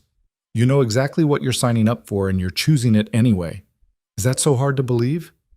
Yes. The word came out fierce. Because you deserve better than someone who'll put work first, who'll cancel plans because of a crisis, who'll be physically present but mentally absent. And what if I told you I do the same thing, that I'm just as bad at work-life balance as you are? Then we're both disasters. Maybe that's okay. Maybe two disasters can figure it out together. Adrian pulled her closer, his chin resting on top of her head. You're very optimistic for someone who's seen how I operate. Or maybe I just see potential you don't. What potential? To be more than just your job. To have something in your life that matters as much as the company does. And you think that something could be you? I think it could be us, if we let it. They sat in silence, the weight of possibility settling around them. Outside, the city continued its Friday night rhythm, people in bars, restaurants, living their lives without the complications Lena and Adrian had willingly walked into. I'm scared, Adrian said quietly. The admission surprised her. Adrian Voss didn't admit to fear, didn't show vulnerability. Yet here he was, stripped bare. Of what? She asked gently. Of hurting you. Of failing at this like I failed at my marriage. Of proving that I'm exactly as incapable of maintaining a relationship as I think I am. What if you're wrong? What if you're capable of more than you think? I'm not. You don't know that. I do. I've tried before, remember? It didn't work. One failed marriage doesn't mean you're incapable of love, Adrian. It just means that relationship wasn't right. And this is us, boss and assistant, playing at something we have no business playing at? The words stung. Lena pulled back, looking at him directly. Is that what you think this is? Playing? I don't know what this is. Then figure it out. Because I'm not interested in being someone's experiment, someone's let's see if I can do better this time project. That's not... Adrian stopped, frustration crossing his face. I'm not good at this, at expressing what I feel, at putting emotions into words. Try. I don't want to hurt you. You keep saying that, but maybe you should trust me to know what risks I'm willing to take. Even if those risks include your career, your reputation, your entire professional life? Yes. Lena's voice was firm. Even then. Adrian stared at her, something like awe in his expression. You're either very brave or very foolish. Can I be both? Apparently. He reached for her hand again, held it like it was something precious. I don't deserve you. Stop saying that too, it's getting old. It's true. It's self-pitying, and I didn't take you for someone who wallows. Adrian's laugh was surprised. You really don't pull punches, do you? Not when it matters. And this matters? Yes, Lena said simply. This matters. The air between them shifted, charged with something neither of them could name. Adrian's thumb traced circles on the back of her hand, the touch sending electricity up her arm. I want to kiss you again, he said quietly. Then kiss me. If I start, I might not stop. Is that supposed to discourage me? Adrian's eyes darkened. Lena, stop overthinking. Stop worrying about all the ways this could go wrong. Just, she leaned in, her lips brushing against his. Be with me. Here. Now. He kissed her then, deep and slow and thorough. His hand slid into her hair, angling her head to deepen the kiss. Lena melted into him, her body molding against his like they'd been designed to fit together. This was different from the earlier kisses, less frantic, more purposeful, like they had all the time in the world to explore each other, to learn what made the other respond. When they finally broke apart, both breathing hard, Adrian's forehead rested against hers. Stay, he said quietly. I'm not going anywhere. No, I mean, stay tonight, here, with me. Lena's heart hammered. Adrian? Just asleep. I don't want you to leave. Not yet. The vulnerability in his voice undid her. Okay? Okay? I'll stay. Relief flooded his expression. Thank you. He stood, pulled her up with him, led her through the penthouse to a bedroom that was as impersonal as the rest of the apartment. Large bed, expensive linens, nothing that indicated anyone actually slept there. I don't have anything you could wear, Adrian said, looking suddenly uncertain. I'll manage. He disappeared into what she assumed was a closet, emerged with a t-shirt that probably cost more than her entire outfit. This might work. Lena took it, feeling the soft fabric between her fingers. I'll be right back. In the bathroom, all marble and chrome, she changed out of the red dress that had started this entire evening. The dress that was supposed to be for Marcus, for a normal date with a normal man. Instead, it had become the catalyst for something far more complicated. She folded it carefully, set it on the counter, looked at herself in the mirror wearing Adrian's shirt, which fell to mid-thigh. Her makeup was smudged, her hair disheveled from his hands. She looked different, like someone who'd made a choice that would change everything. Was she ready for this? For whatever came next? She didn't know, but she was here anyway. When she emerged, Adrian was already in bed, shirtless, the covers pooled at his waist. He looked up when she entered, and something crossed his face, something heated and hungry before he controlled it. Come here, he said quietly. Lena crossed to the bed, slid under the covers beside him. He pulled her close immediately, her back to his chest, his arm secure around her waist. Is this okay? He asked. This is perfect. They lay in silence, the city lights filtering through the windows, painting patterns on the ceiling. Lena felt the rise and fall of Adrian's chest against her back, the warmth of him surrounding her. Thank you, he said after a while. For what? For staying, for not running when I gave you every reason to. I'm not a runner. I know. That's one of the things He stopped. One of the things you what? One of the things I admire about you. You face things head on, even when they're difficult. Is that what I am? Difficult? You're the most complicated, confusing, frustrating person I've ever met. His arm tightened around her. And I don't want you to be anywhere else. Lena smiled in the darkness. That might be the most romantic thing you've ever said to me. That's sad, considering it was barely romantic at all. I'll take what I can get. You deserve better than what I can give you. Stop telling me what I deserve and let me decide for myself. Adrian pressed a kiss to her shoulder, the gesture so tender it made her chest ache. Okay? Okay? I'll try to stop. No promises I'll succeed, but I'll try. It was the same thing he'd said earlier about being present, about not thinking 3 moves ahead, small promises from a man who didn't make them lightly. Lena turned in his arms, facing him. In the dim light, she could just make out his features, the strong jaw, the serious eyes, the mouth that smiled so rarely but devastatingly when it did. What are you thinking? He asked. That I can't believe I'm here. That this morning I woke up planning to go on a date with Marcus, and now I'm in your bed wearing your shirt. Regrets? Not even a little. You should have some. This is objectively a terrible decision. Maybe I'm tired of making good decisions. That's a dangerous philosophy. Good thing I'm with someone who overthinks everything. Balance. Adrian's laugh was quiet. Is that what we are? Balanced? We could be, if we try. I'm not good at trying. I'm good at succeeding or failing, not the middle ground. Then maybe I'll teach you that too. You seem to think you can fix me. I don't want to fix you. I just want to know you. All of you. Not just the CEO who signs my paychecks. Adrian's hand came up, cupped her face. What if you don't like what you find? What if I do? That might be worse. Why? Because then I'd have to figure out how to be worthy of it. Of you. And I'm not sure I know how. Lena kissed him softly. Then we figure it out together. Stop trying to have all the answers, Adrian. Stop trying to map out every possible outcome. Just be with me. That's all I'm asking. That's everything. I know. They lay tangled together, the silence comfortable now. Lena felt her eyes growing heavy, the exhaustion of the emotional evening finally catching up. Lena? Adrian's voice was quiet. Hmm? I'm glad you wore that dress. She smiled against his chest. Me too. Even though it was supposed to be for someone else?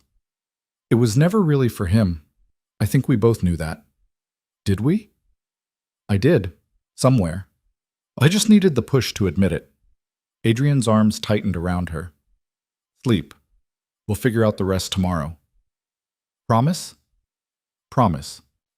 Lena let her eyes close, let herself sink into the warmth and security of being held. Tomorrow would bring complications, decisions, potential disasters. But tonight, she was exactly where she wanted to be. And for now, that was enough. Lena woke to sunlight streaming through floor-to-ceiling windows and the disorienting realization that she had no idea where she was. Then Adrian shifted beside her, his arms still wrapped around her waist, and everything from the night before came rushing back. The red dress, the confrontation, the kiss, the choice. She lay still, not wanting to wake him, taking in details she'd missed in the dark. His bedroom was as sterile as the rest of the penthouse. Expensive furniture, neutral colors, nothing personal except the man sleeping beside her. In sleep, Adrian looked younger, the tension that usually lived in his jaw relaxed. His hair was messy, falling across his forehead in a way it never did during business hours. Lena had the sudden, overwhelming urge to run her fingers through it. She resisted, not wanting to break whatever fragile piece they'd found. Her phone buzzed on the nightstand.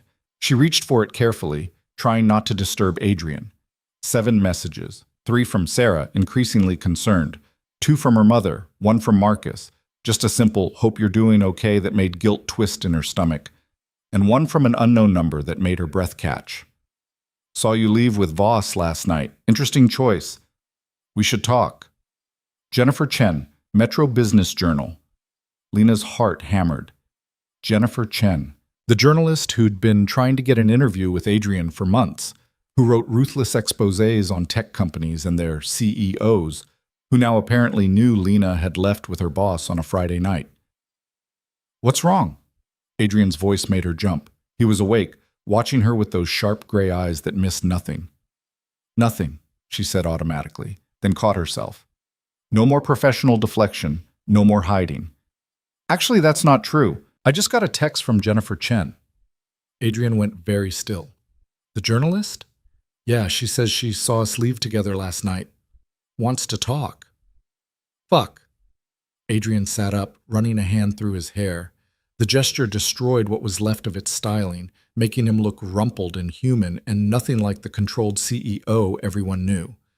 How did she... The parking garage has security. Press can't get in. Maybe she was in the building for something else. Or maybe she has sources.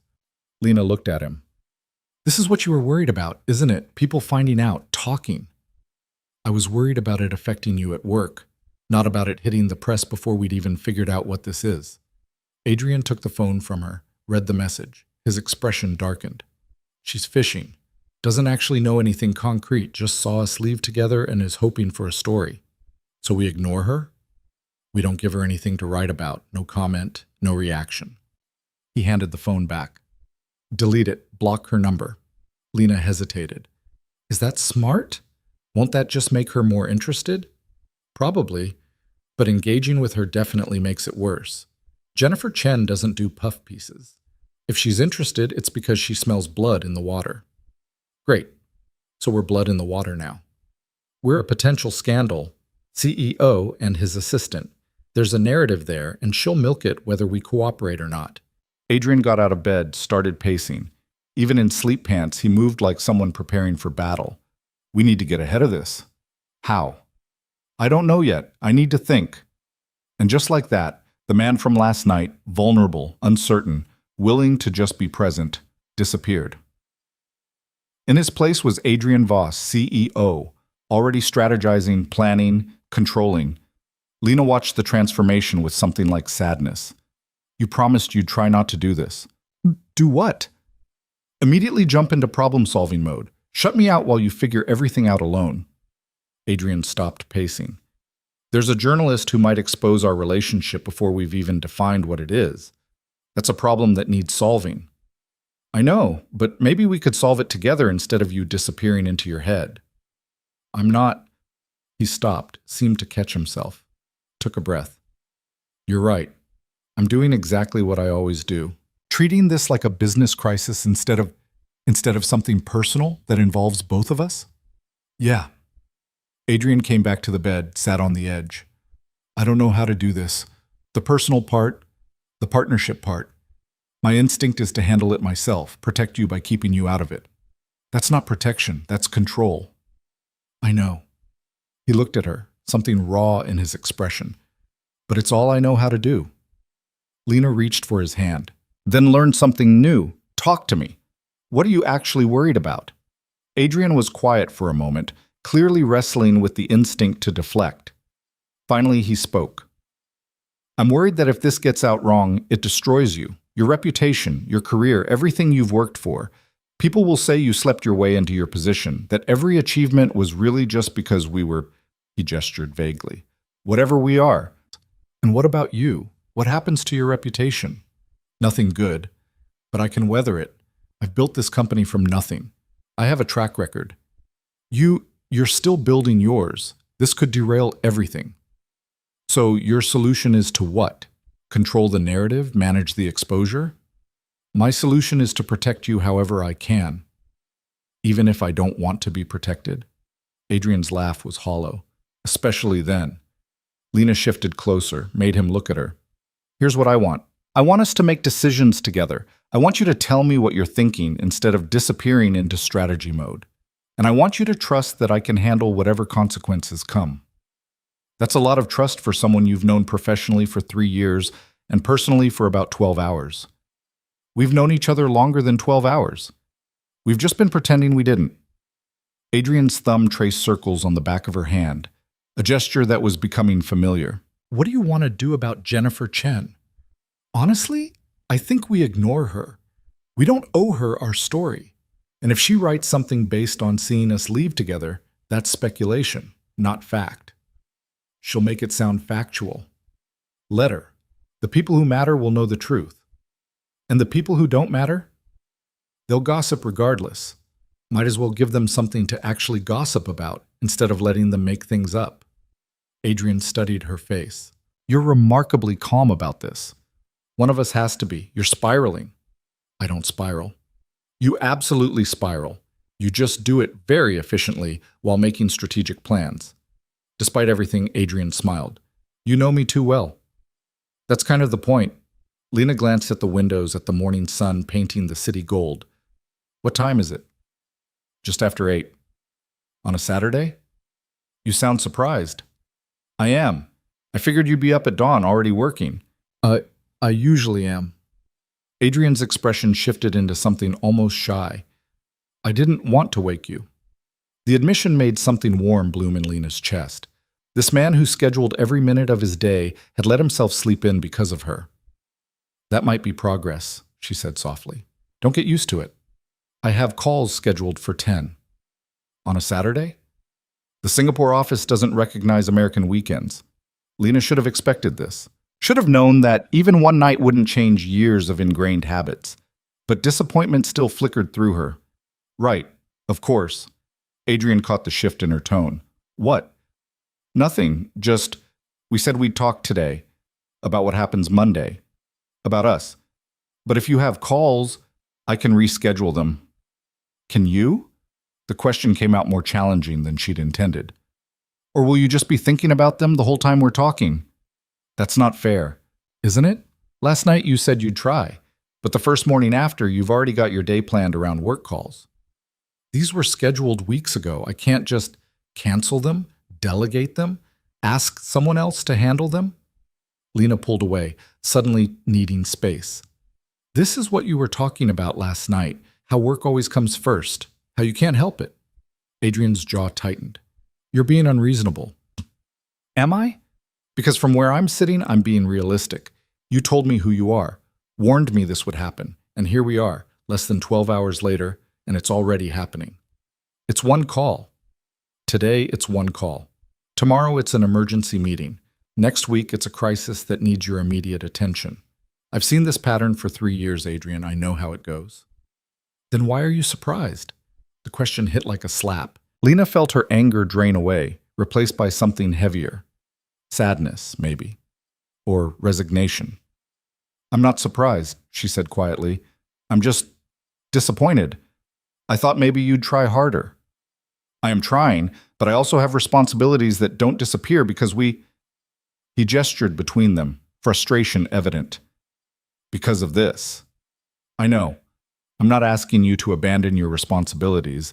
I'm just asking you to make me one of them. You are. Am I?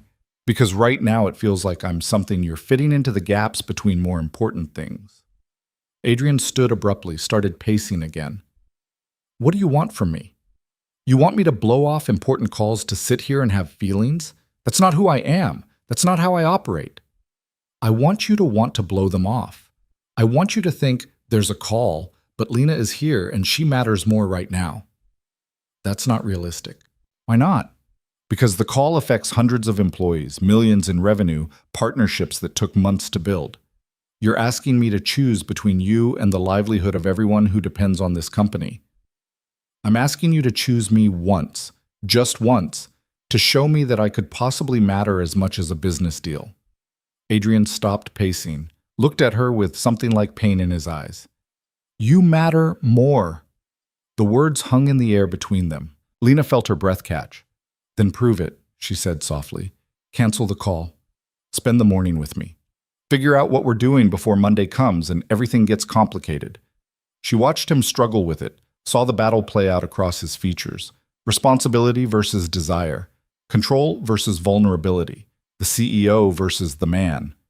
Finally, he pulled out his phone, typed something, set it down. Done, he said. Call's rescheduled to Monday morning. Relief flooded through Lena. Really? Really, you're right. We need to talk, and I need to... He seemed to search for words. I need to try harder, to show you that you matter. Thank you. Don't thank me yet. I'm probably going to be terrible at this conversation. That's okay. I'll help. Adrian moved back to the bed, pulled her into his arms. You shouldn't have to help. I should just be better at this.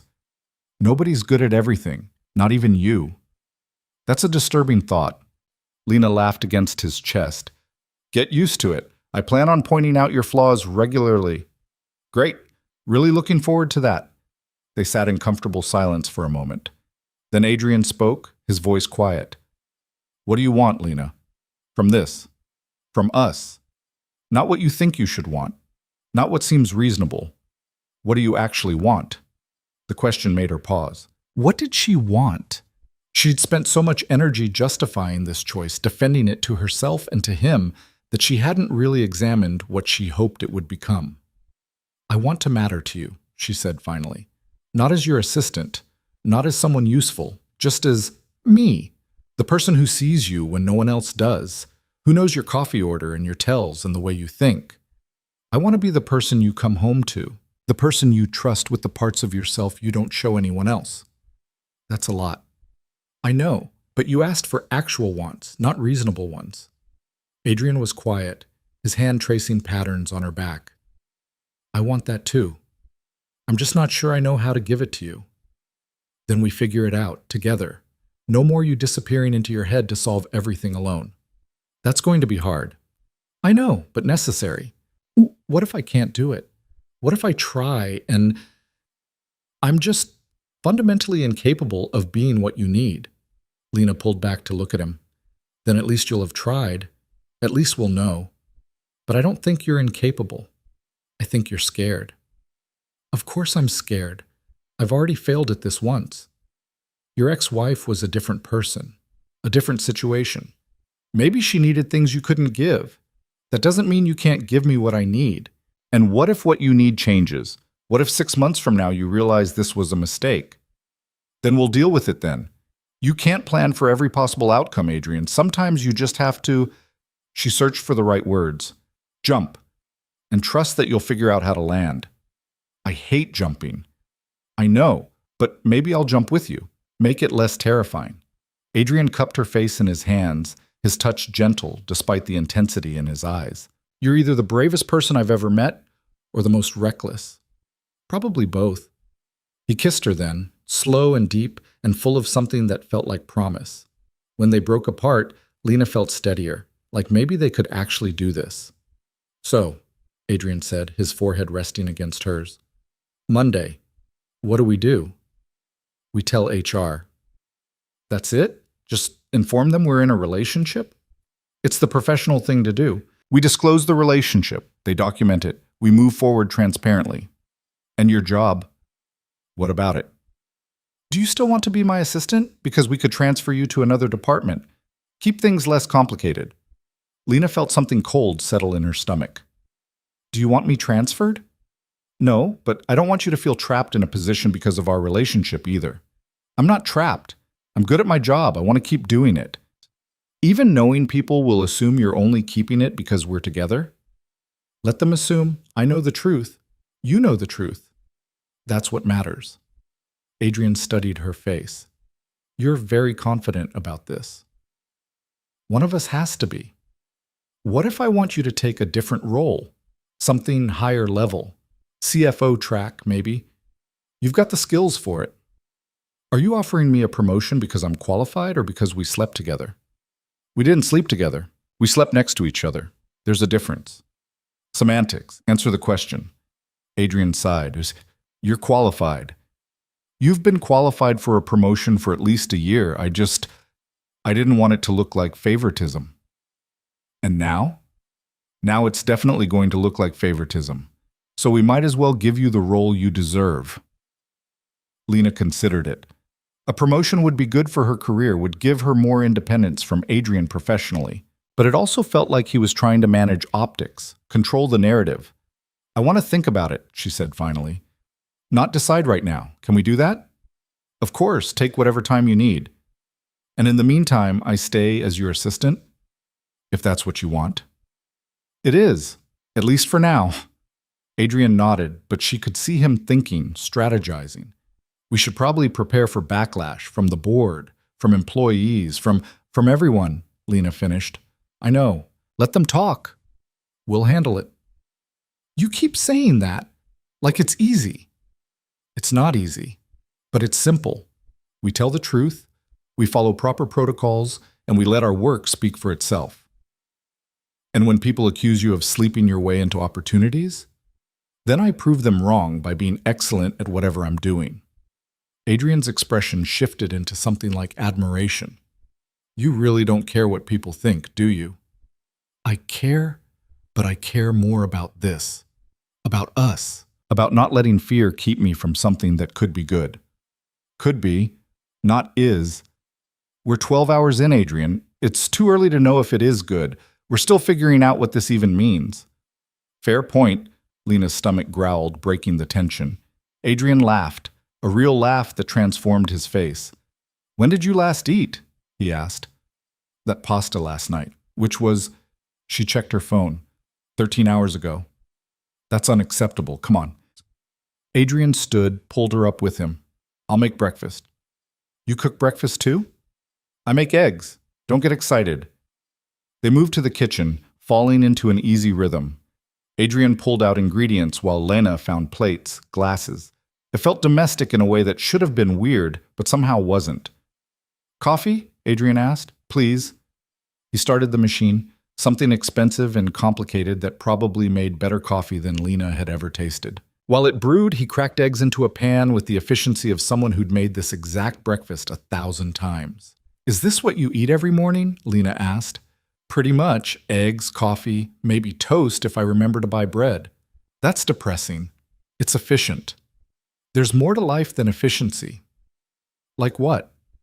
Enjoyment, variety, actually tasting your food instead of just consuming fuel. Adrian plated the eggs, handed her one. I taste my food. Do you? Or do you just eat while reading reports on your phone? He was quiet, which was answer enough. That's what I thought, Lena said, not unkindly. You treat everything like a task to optimize, including eating. And that's bad because you're missing out. on flavor, on experience, on... She took a bite of the eggs, which were actually perfectly cooked, on the fact that you make really good eggs. Adrian looked almost pleased. They're just eggs. They're good eggs. Accept the compliment. Fine. Thank you. You're welcome. They ate standing at the counter exactly like they'd done last night with the pasta. It occurred to Lena that Adrian probably never sat at his actual dining table, that this penthouse, for all its expense, was just a place he slept between work sessions. Do you ever have people over? She asked. Why would I? Socialization, friendship, normal human interaction? I have plenty of human interaction at work. That's not the same thing. Adrian shrugged. It's enough for me. Is it really? Or have you just convinced yourself it is? What's the difference? Lena set down her fork. The difference is, one is a conscious choice and the other is resignation. Which is it? Adrian was quiet for a long moment. When he spoke, his voice was careful. I don't know anymore. Maybe it started as a choice and became resignation somewhere along the way. And you're okay with that? I was, before last night. He looked at her. Now I'm not sure. What changed?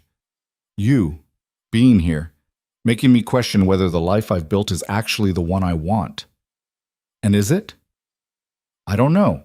I've spent so long focused on building the company, on success, on proving I could make something of myself, that I never stopped to ask if I was happy, if the success was worth the isolation. And now you're asking? Now I'm starting to wonder if maybe there's more. If maybe I've been so busy protecting myself from getting hurt again that I've just been existing, not living. The vulnerability in his voice made Lena's chest ache. You could have more if you wanted it. Could I? Because it seems like wanting more means risking everything I've built. If we do this, really do this, and it goes wrong, I lose you as my assistant. Lose the best working relationship I've ever had. Potentially create a scandal that damages the company. All for something that might not even work. That's a very pessimistic way of looking at it. It's realistic. It's cowardly. Adrian's eyes sharpened. Excuse me? You heard me? You're being cowardly. You're so afraid of it not working that you're already planning for failure instead of hoping for success. That's not cowardly. That's practical. I'm weighing risks against potential rewards. That's treating a relationship like a business deal. That's exactly what destroyed your marriage. The words landed hard. Lena saw Adrian flinch, saw anger flash across his face. That's not fair, he said, his voice tight. Isn't it? You just said you're weighing risks. You're calculating outcomes. You're approaching this exactly like you'd approach an acquisition or merger. Where's the emotion? Where's the desire? Where's the part where you just want me, regardless of risk? The part where I want you is clouded by the part where I don't want to destroy both our lives. So you do want me.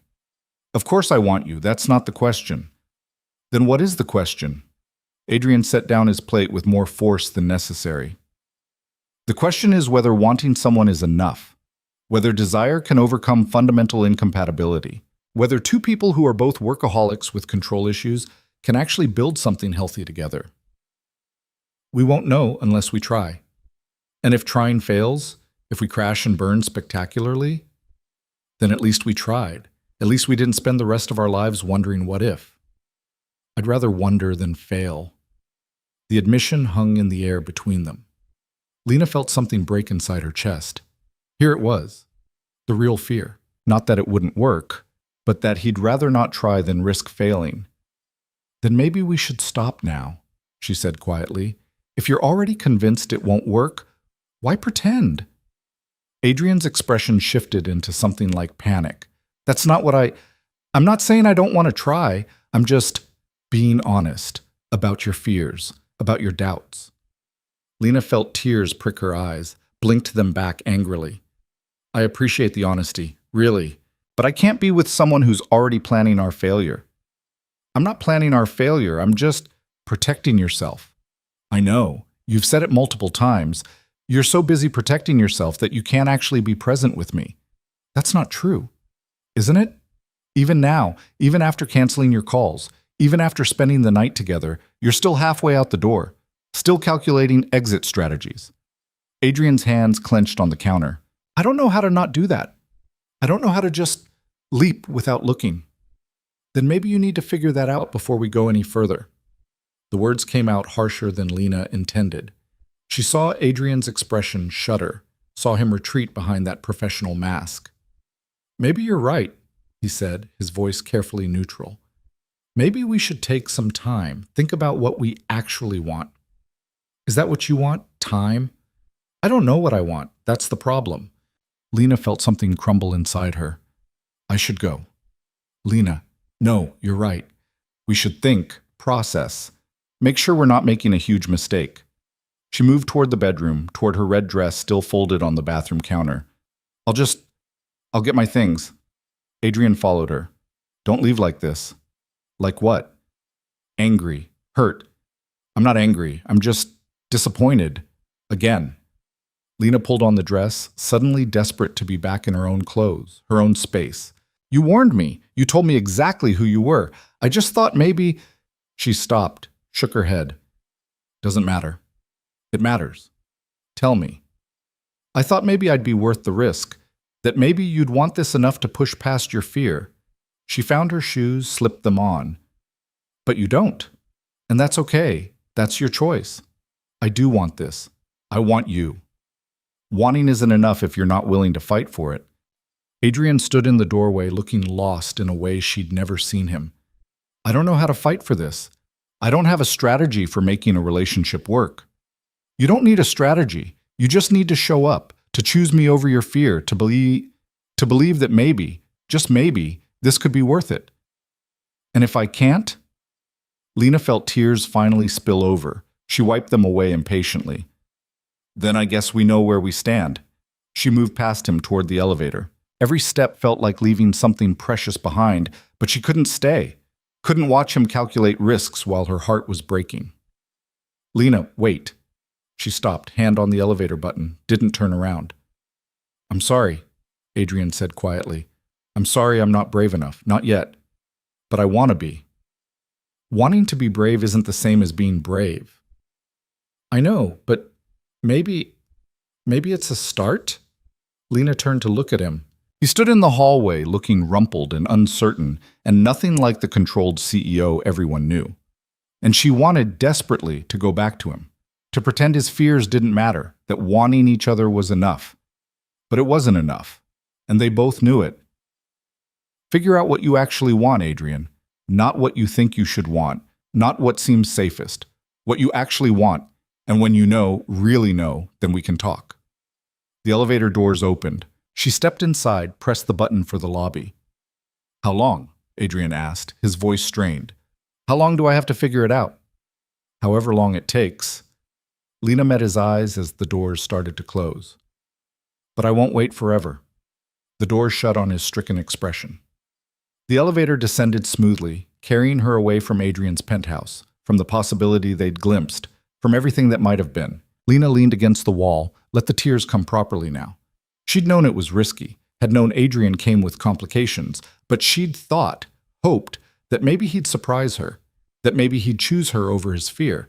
Instead, he'd chosen exactly what she'd expected, safety over risk, control over chaos, the known over the unknown, and she'd chosen herself, her worth, her unwillingness to settle for someone who couldn't fully commit. The elevator reached the lobby. Lena stepped out into the morning sunlight, pulled out her phone to call a car. Back to her apartment. Back to her normal life. Except nothing felt normal anymore. The car ride home felt endless. Lena stared out the window at the city waking up, people walking dogs, grabbing coffee, living their uncomplicated Saturday mornings. She envied them with an intensity that surprised her. Her phone buzzed. Adrian's name lit up the screen. She let it go to voicemail. It buzzed again. A text this time. Please let me know you got home safely. Always practical, always managing risks. Even when his heart was breaking, if it was breaking at all, he was worried about logistics. Lena typed back, I'm fine. Then, because she couldn't help herself, don't call me. Not until you know what you want. She watched the 3 dots appear, disappear, appear again. Finally, okay, just that. Okay. like she'd asked him to reschedule a meeting instead of giving him space to figure out if he could actually be in a relationship. The car pulled up to her building, a modest place in a neighborhood nowhere near as expensive as Adrian's waterfront penthouse. Lena paid the driver, trudged up 3 flights of stairs to her apartment. Sarah's door across the hall was closed, thank God. Lena couldn't handle the interrogation right now. Inside her own space, small, cluttered, lived in, she finally let herself fall apart. She kicked off the heels that had started this whole mess, peeled off the red dress, and stood in her bathroom staring at her reflection. She looked exactly like someone who'd spent the night at a man's apartment and left in tears, smudged makeup, messy hair, eyes red from crying. Stupid, she told her reflection. You knew better. But had she? She'd gone into this knowing Adrian was complicated, damaged, terrified of commitment. She'd thought, arrogantly, maybe, that she could be the one to break through. That her understanding of him, her willingness to see past the CEO mask, would be enough. It wasn't enough. Nothing was enough when someone wasn't ready. Lena showered, scrubbing away the scent of Adrian's expensive soap, trying to wash away the feeling of his arms around her. It didn't work. She could still feel the ghost of his touch, could still hear his voice saying he wanted to be brave, but wasn't there yet. She dressed in old sweats and a t-shirt, made coffee that tasted like nothing compared to whatever premium blend Adrian had. Sat on her couch with her phone, knowing she should respond to Sarah's messages, to her mother's concerned texts. Instead, she opened her work email. Mistake. Huge mistake. 3 emails from Adrian, all sent in the last hour. The first was professional. Please find attached the updated Singapore contracts. Let me know if you see any issues. Like nothing had happened. Like they hadn't spent the night together. Like she hadn't left his apartment in tears an hour ago. The second was less professional. I know you said not to call, but I need to talk to you. Not about work. About us. Please. The third, sent 15 minutes ago. I'm sorry for everything, for being exactly as broken as I warned you I was. You deserve better than someone who can't figure out how to choose you. I understand if you want to transfer to another department. I'll make sure you're taken care of, whatever you decide. Lena read the last email 3 times, feeling something crack wider in her chest. Even now, even in his apology, he was managing, making sure she was taken care of, offering her an exit strategy. She closed her laptop before she could do something stupid like respond. Her phone rang. Sarah. Lena considered ignoring it, but Sarah had apparently seen her come home, probably watched from her window, and wouldn't stop until she got answers. Hey, Lena answered, trying to sound normal. Don't hey me. Get over here. Now. Sarah. Now, Lena. I'm making pancakes and you're going to eat them and tell me why you came home at 9 a.m. in last night's dress looking like someone died. I'm fine. I'm giving you 30 seconds before I come over there and drag you out by force. You know I'll do it. Lena did know. Sarah had once physically removed her from her apartment during a flu because Lena refused to go to urgent care. Fine. Give me 5 minutes. 3 minutes. The pancakes are almost ready. Lena dragged herself across the hall, used the spare key Sarah had given her to let herself in. The apartment smelled like vanilla and butter and comfort. Sarah took one look at her and pulled her into a hug. Oh, honey, Sarah said. What happened? And Lena, who prided herself on being controlled and professional, burst into tears for the second time that morning. Sarah guided her to the couch, handed her tissues, let her cry it out. When Lena finally got herself together enough to speak, Sarah just waited. I slept with my boss, Lena said finally. Sarah's eyebrows shot up. Slept with or slept next to? Slept next to, mostly. We kissed. A lot. And then this morning, everything fell apart because he's terrified of commitment, and I'm apparently an idiot who thought I could fix him. Wait. Slow down. Your boss, Adrian Voss? Ice King CEO, Adrian Voss? He's not an Ice King, he's just... Lena stopped. Okay, he kind of is, but there's more to him than that. There's this whole vulnerable, uncertain person underneath who wants connection but doesn't know how to have it. And you discovered this how? Lena told her everything. The red dress, the confrontation, Adrian's jealousy, the penthouse, the night together, the morning argument, leaving. Sarah listened without interrupting, her expression shifting from shock to concern to something like anger. So let me get this straight, Sarah said when Lena finished. You finally put yourself out there, wore that gorgeous dress, and instead of having a normal date with Marcus, you ended up confessing feelings for your emotionally unavailable boss, who then spent all night telling you all the reasons it won't work? That's not exactly... Am I wrong? Lena deflated. No, you're not wrong. And now you're sitting here crying because he can't commit, even though he clearly has feelings for you?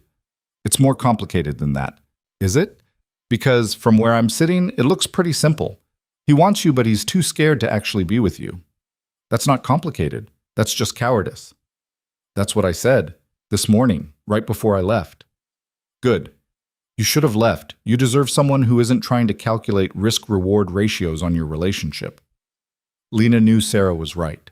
Knew she'd done the right thing by leaving, but it didn't stop the ache in her chest. I thought I could be patient, Lena said quietly.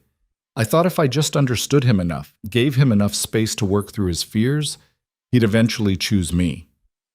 That's not how it works. You can't love someone into being ready. They have to get there themselves. I know, I really thought we could have something. The way he looked at me, Sarah. The way he touched me. Like I was precious. Like I mattered. And then the next morning, he's already planning for us to fail. Then he's an idiot. A brilliant, successful, emotionally stunted idiot. Sarah handed Lena a plate of pancakes. Eat. You'll feel better. Lena ate mechanically, tasting nothing. Sarah kept up a steady stream of commentary about men, commitment issues, and the importance of knowing your worth. It helped, a little. Reminded Lena that she'd made the right choice, even if it hurt. Her phone buzzed. Adrian again. Sarah snatched it before Lena could reach it. Nope. Not happening. You said you needed space to think. He needs to respect that. What if it's important? Work-related? It's Saturday. Nothing's that important. Sarah read the message, her expression darkening. He wants to know if you're okay. Wants to talk. What did you tell him? I didn't tell him anything. I'm not your messenger service.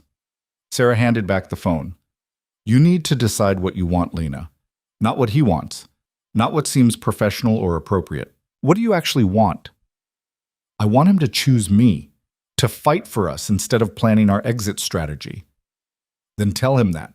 But don't go running back just because he's finally realized what he lost. Make him work for it. That seems manipulative. That's called having standards. There's a difference. Lena's phone rang. Not Adrian this time. Her mother. I should take this, Lena said. Want me to stay? No, it's fine. Thanks for... Lena gestured at the pancakes, the tissues, the comfort. All of this. That's what friends are for. Call me if you need me. And Lena, don't settle for someone who can't appreciate what they have. Lena took the call back in her apartment. Her mother's voice was warm, concerned. Sweetheart, I've been trying to reach you. Are you all right?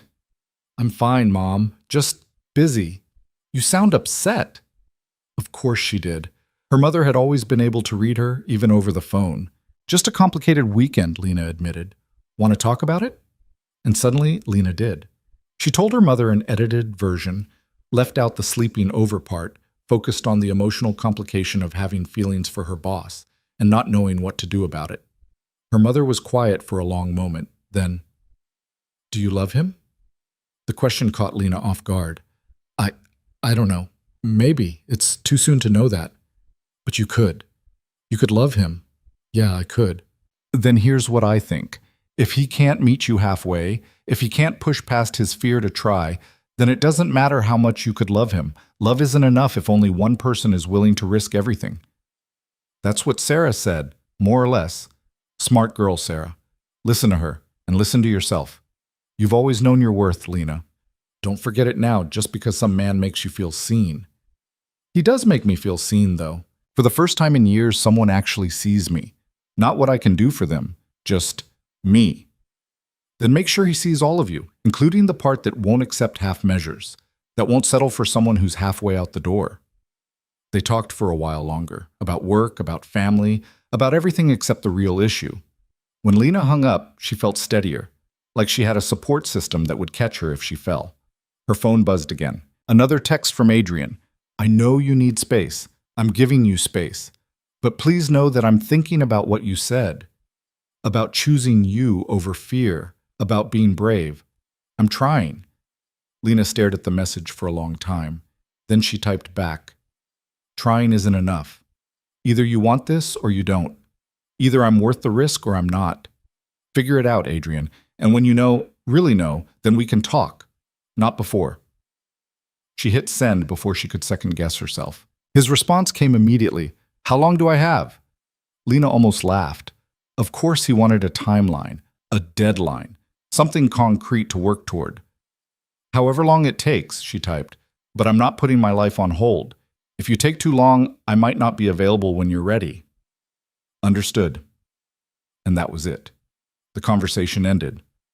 Lena set down her phone, feeling simultaneously empowered and heartbroken.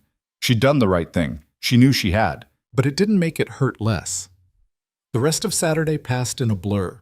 Lena cleaned her apartment, did laundry, tried to read a book, and gave up, after realizing she'd read the same page 5 times.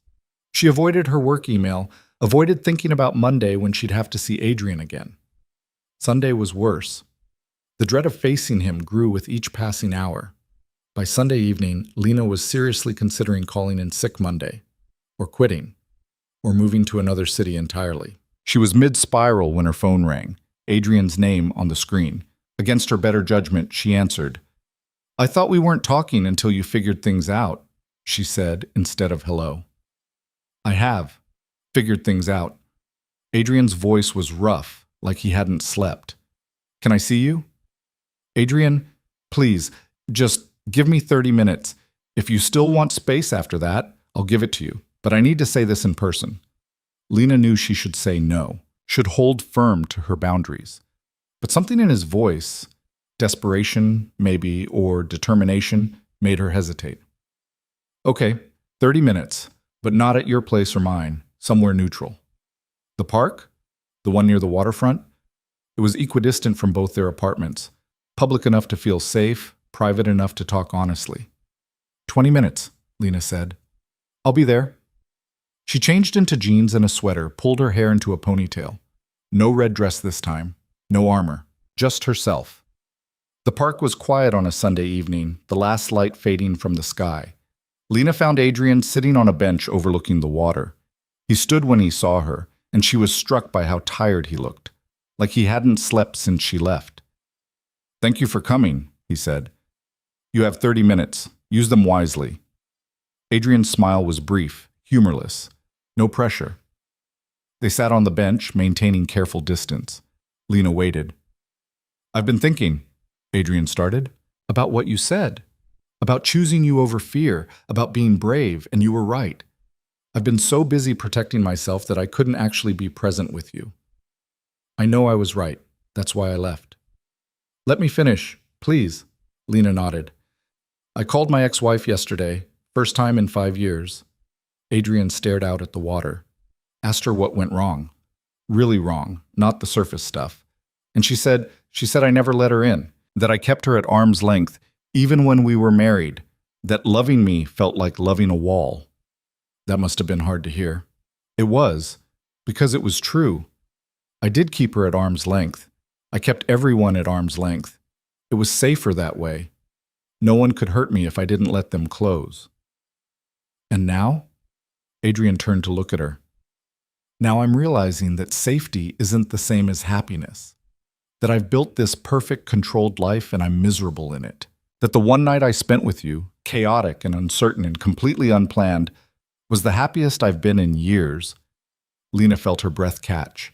Adrian, I'm not done. I've also been thinking about the company, about how I've made it my entire identity. And yesterday I did something I've never done before. I didn't check my email for 24 hours. What? I know, revolutionary. His smile was self-deprecating. And the company didn't collapse. The world didn't end. Everything I thought needed my immediate attention got handled by other people who are perfectly capable. What are you saying? I'm saying you were right about that too. I've been using work as an excuse to avoid living, to avoid risking anything real. And I'm done with that. Lena wanted to believe him, wanted to throw herself into his arms and say everything was fine. But she'd been hurt too many times by people who said they'd change but didn't. Words are easy, Adrian. Actions are what matter.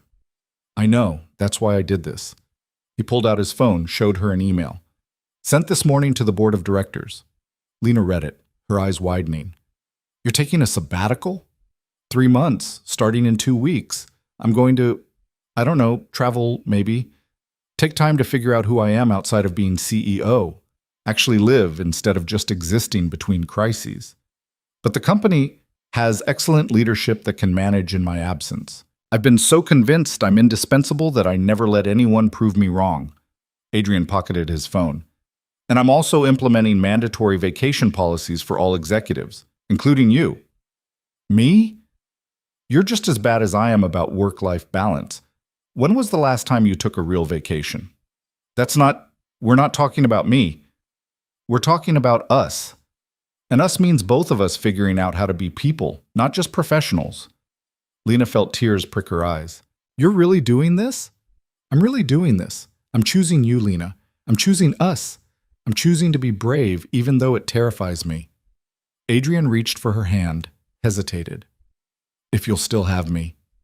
This isn't just about grand gestures. It's about everyday choices, about showing up even when it's hard. I know, and I can't promise I'll be perfect at it. I'll probably still struggle with letting go of control, with not immediately jumping to problem-solving mode, with trusting that you can handle things without me managing them. Probably?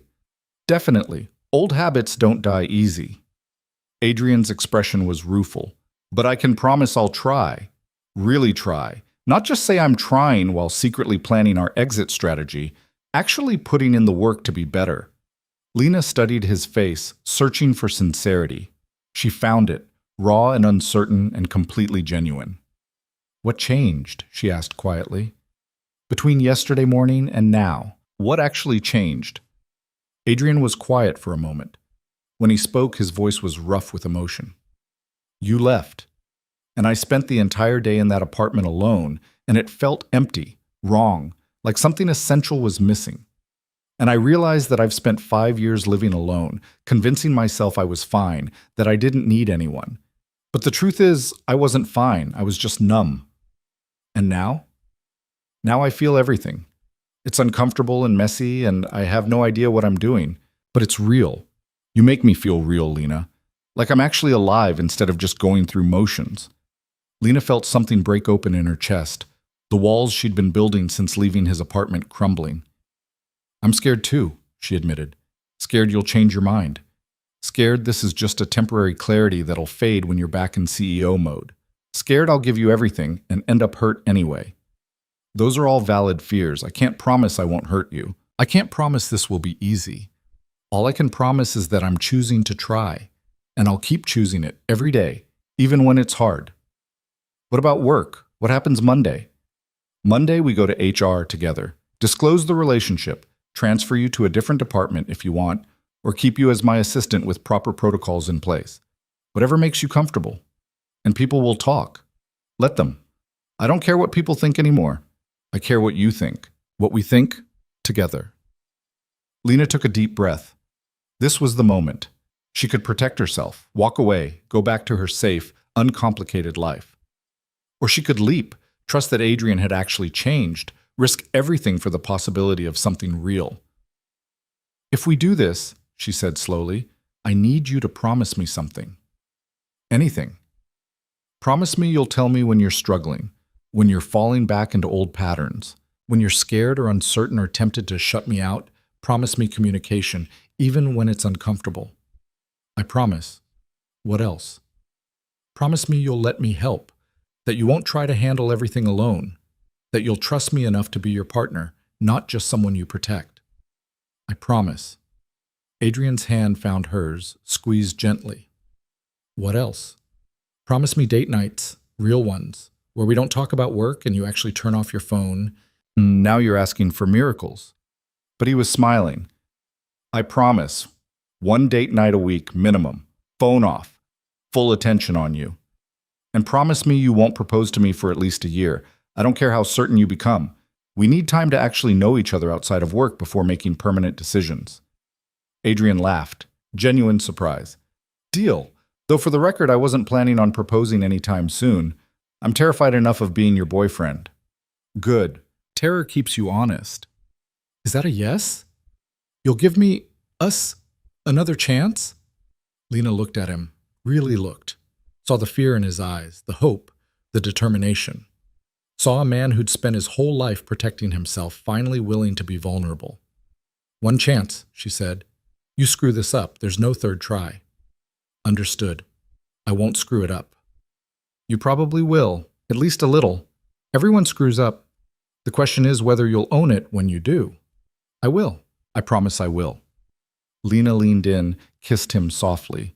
It felt different from the desperate kisses of Friday night, calmer, more certain, like a beginning instead of an end. When they broke apart, Adrian pulled her against him, his arms secure around her. Thank you, he said quietly, for not giving up on me, for pushing me to be better. Thank you for actually listening, for choosing to be brave. They sat on the bench as twilight deepened into night, the city lights reflecting off the water. Lena felt Adrian's heartbeat beneath her ear, steady and strong. So what happens now? She asked. Now we take it one day at a time, figure things out as we go, make mistakes and learn from them. That sounds terrifying for someone who likes to plan everything. It is, but you're worth being terrified for. Lena smiled against his chest. That might be the most romantic thing you've ever said. I'm working on it. Give me time. I've got time. They stayed until the park started to empty, until the last joggers headed home. Finally, Adrian stood, pulled Lena up with him. Can I take you to dinner? He asked. Actual dinner at a restaurant. Like a normal date. What about your rescheduled calls? Canceled them. All of them. Tonight is about us. Lena felt warmth bloom in her chest. Then yes, I'd love dinner. They walked hand in hand to a small Italian place near the park. Nothing fancy, just good food and quiet conversation. Adrian kept his phone in his pocket the entire time, gave Lena his full attention. They talked about everything except work. Childhood stories, favorite books, stupid fears, and secret hopes. Lena learned that Adrian had wanted to be an astronaut as a kid, that he couldn't cook anything except eggs and pasta, that he was terrified of birds for reasons he couldn't explain. She told him about her mother's terrible singing voice, about the year she tried to become a vegetarian and lasted 3 weeks, about her dream of someday writing a novel she'd never actually start. It was easy, natural, like they'd been doing this for years instead of hours. After dinner, Adrian walked her home. At her building, he kissed her goodnight, sweet and unhurried. I'll see you Monday, he said. Bright and early. HR at 9? HR at 9, he confirmed. And Lena, thank you. For tonight. For giving me another chance. Don't make me regret it. I won't. Or I'll try not to. Which is the most honest promise I can make. Good enough. Lena watched him walk back toward his car, feeling lighter than she had in days. This wasn't a fairy tale ending. There would be complications, struggles, moments when Adrian fell back into old patterns, and she had to call him on it. But it was real, and honest, and worth fighting for. Monday morning came too fast. Lena dressed carefully, professional but not severe. She needed to feel like herself today, not like she was trying to prove anything. At the office, Adrian met her at the elevator. He looked nervous, which was oddly comforting. Ready? He asked. As I'll ever be. They walked to HR together, disclosed their relationship to a stone-faced HR director who took notes without expression. She asked about power dynamics, about protocols, about whether Lena felt pressured in any way. No pressure, Lena said firmly. This was my choice. Completely my choice. The HR director looked between them, seemed to be weighing something. Finally, we'll need to implement some safeguards, performance reviews from a different supervisor, no direct reports for you, Ms. Hart, to avoid nepotism accusations. And I'd strongly recommend considering a departmental transfer within the next 6 months. Understood, Lena said. We'll make it work, Adrian added. The HR director sighed. I hope so. Because if this goes south, it's going to be messy for both of you. Are you sure you want to do this? Lena looked at Adrian. He looked back at her, something warm and certain in his eyes. We're sure, they said together. The HR director made more notes. Then it's officially documented. Good luck. You're going to need it. They left the office, walked back toward the executive floor in silence. At the elevator, Adrian caught Lena's hand. Thank you, he said quietly, for doing this, for being willing to deal with all the complications. We're in this together, remember? Complications included. The elevator dinged. The doors opened to reveal three executives mid-conversation. They stopped talking when they saw Adrian and Lena holding hands, their expression shifting from surprise to calculation. Adrian didn't let go of Lena's hand. If anything, he held it tighter. Morning, he said calmly, leading Lena into the elevator. The executives mumbled greetings, their eyes darting between Adrian and Lena. The ride-up was silent, tense. When the doors opened on the executive floor, whispers followed them. It had begun. The gossip, the speculation, the judgment. Lena felt Adrian's hand tighten on hers. She squeezed back, a silent message. I'm here. We're okay. In Adrian's office, he finally released her hand. That went better than expected. You call that better? No one openly gasped. I'm counting it as a win. Lena laughed despite herself. Your standards are very low. I'm working with what I've got. Adrian moved to his desk, then stopped, turned back to her. I know this is going to be hard. People are going to make assumptions, say things, question your competence. I can handle it. I know you can. I want you to know that if it gets too much, if you want out, I understand. No hard feelings. Stop planning our exit. We just started. Old habits. New rules. We're doing this. All the way. No exit strategies. Adrian smiled, a real smile that transformed his whole face. No exit strategies, he agreed. The day passed in a blur of whispers and sideways glances. By lunch, the entire office knew. By end of day, Lena had received 7 messages from colleagues, some supportive, some concerned, one outright hostile suggesting she'd slept her way into Adrian's good graces. She deleted that one without responding. At 5 p.m., Adrian appeared at her desk. Ready to go? Together? Together. Let them talk. They left the building side by side, heads high. In the parking garage, away from prying eyes, Adrian pulled her close. How are you doing? Really? I'm okay. Some people are being weird, but I expected that. Anyone giving you serious trouble? Nothing I can't handle. Stop trying to fix it. Can't help it. It's my default mode. I know. That's why I'm reminding you. Adrian kissed her forehead. What are you doing tonight? Going home. Taking a bath? Maybe ordering takeout. Can I join you? For the takeout part, not the bath. Unless... He stopped at her expression. Too soon? Way too soon, but takeout sounds good. Your place or mine? Mine. I want you to see how normal people live. Adrian laughed. This should be educational. They drove separately, maintaining some boundaries, not wanting to make a bigger statement than necessary. At Lena's apartment, Adrian looked around with genuine interest. It's nice, he said. It actually looks like someone lives here. Unlike your sterile penthouse? Unlike my sterile penthouse, he agreed. I might need to work on that. We can work on it together. When you're ready. They ordered Thai food, ate sitting on Lena's couch while watching a terrible reality show she was embarrassed to admit she loved. Adrian was baffled by the entire concept. Why are we watching people fight about roses? He asked. Because it's mindless and entertaining, and sometimes you need that. I'm learning so much about you. Good. That's the point. When the show ended, Adrian pulled her close. I should probably go. Let you get some rest. You could stay, just to sleep, she added quickly. Are you sure? I'm sure. I like having you here. They got ready for bed like an old married couple, sharing the bathroom, brushing teeth side by side. It should have been awkward, but somehow wasn't. In bed, Adrian pulled Lena against him, her back to his chest. This is nice, he said quietly. Better than your fancy penthouse? So much better, because you're here. Lena smiled in the darkness. Sweet talker. I'm trying. I know, I appreciate it. They lay in comfortable silence, the sounds of the city drifting through the windows. Lena? Adrian's voice was soft. Thank you for not giving up on me, for pushing me to be better. Thank you for being willing to try, for choosing us over fear. Every day, Adrian promised. I'll choose us every day. And lying there in her small apartment, wrapped in his arms, Lena believed him.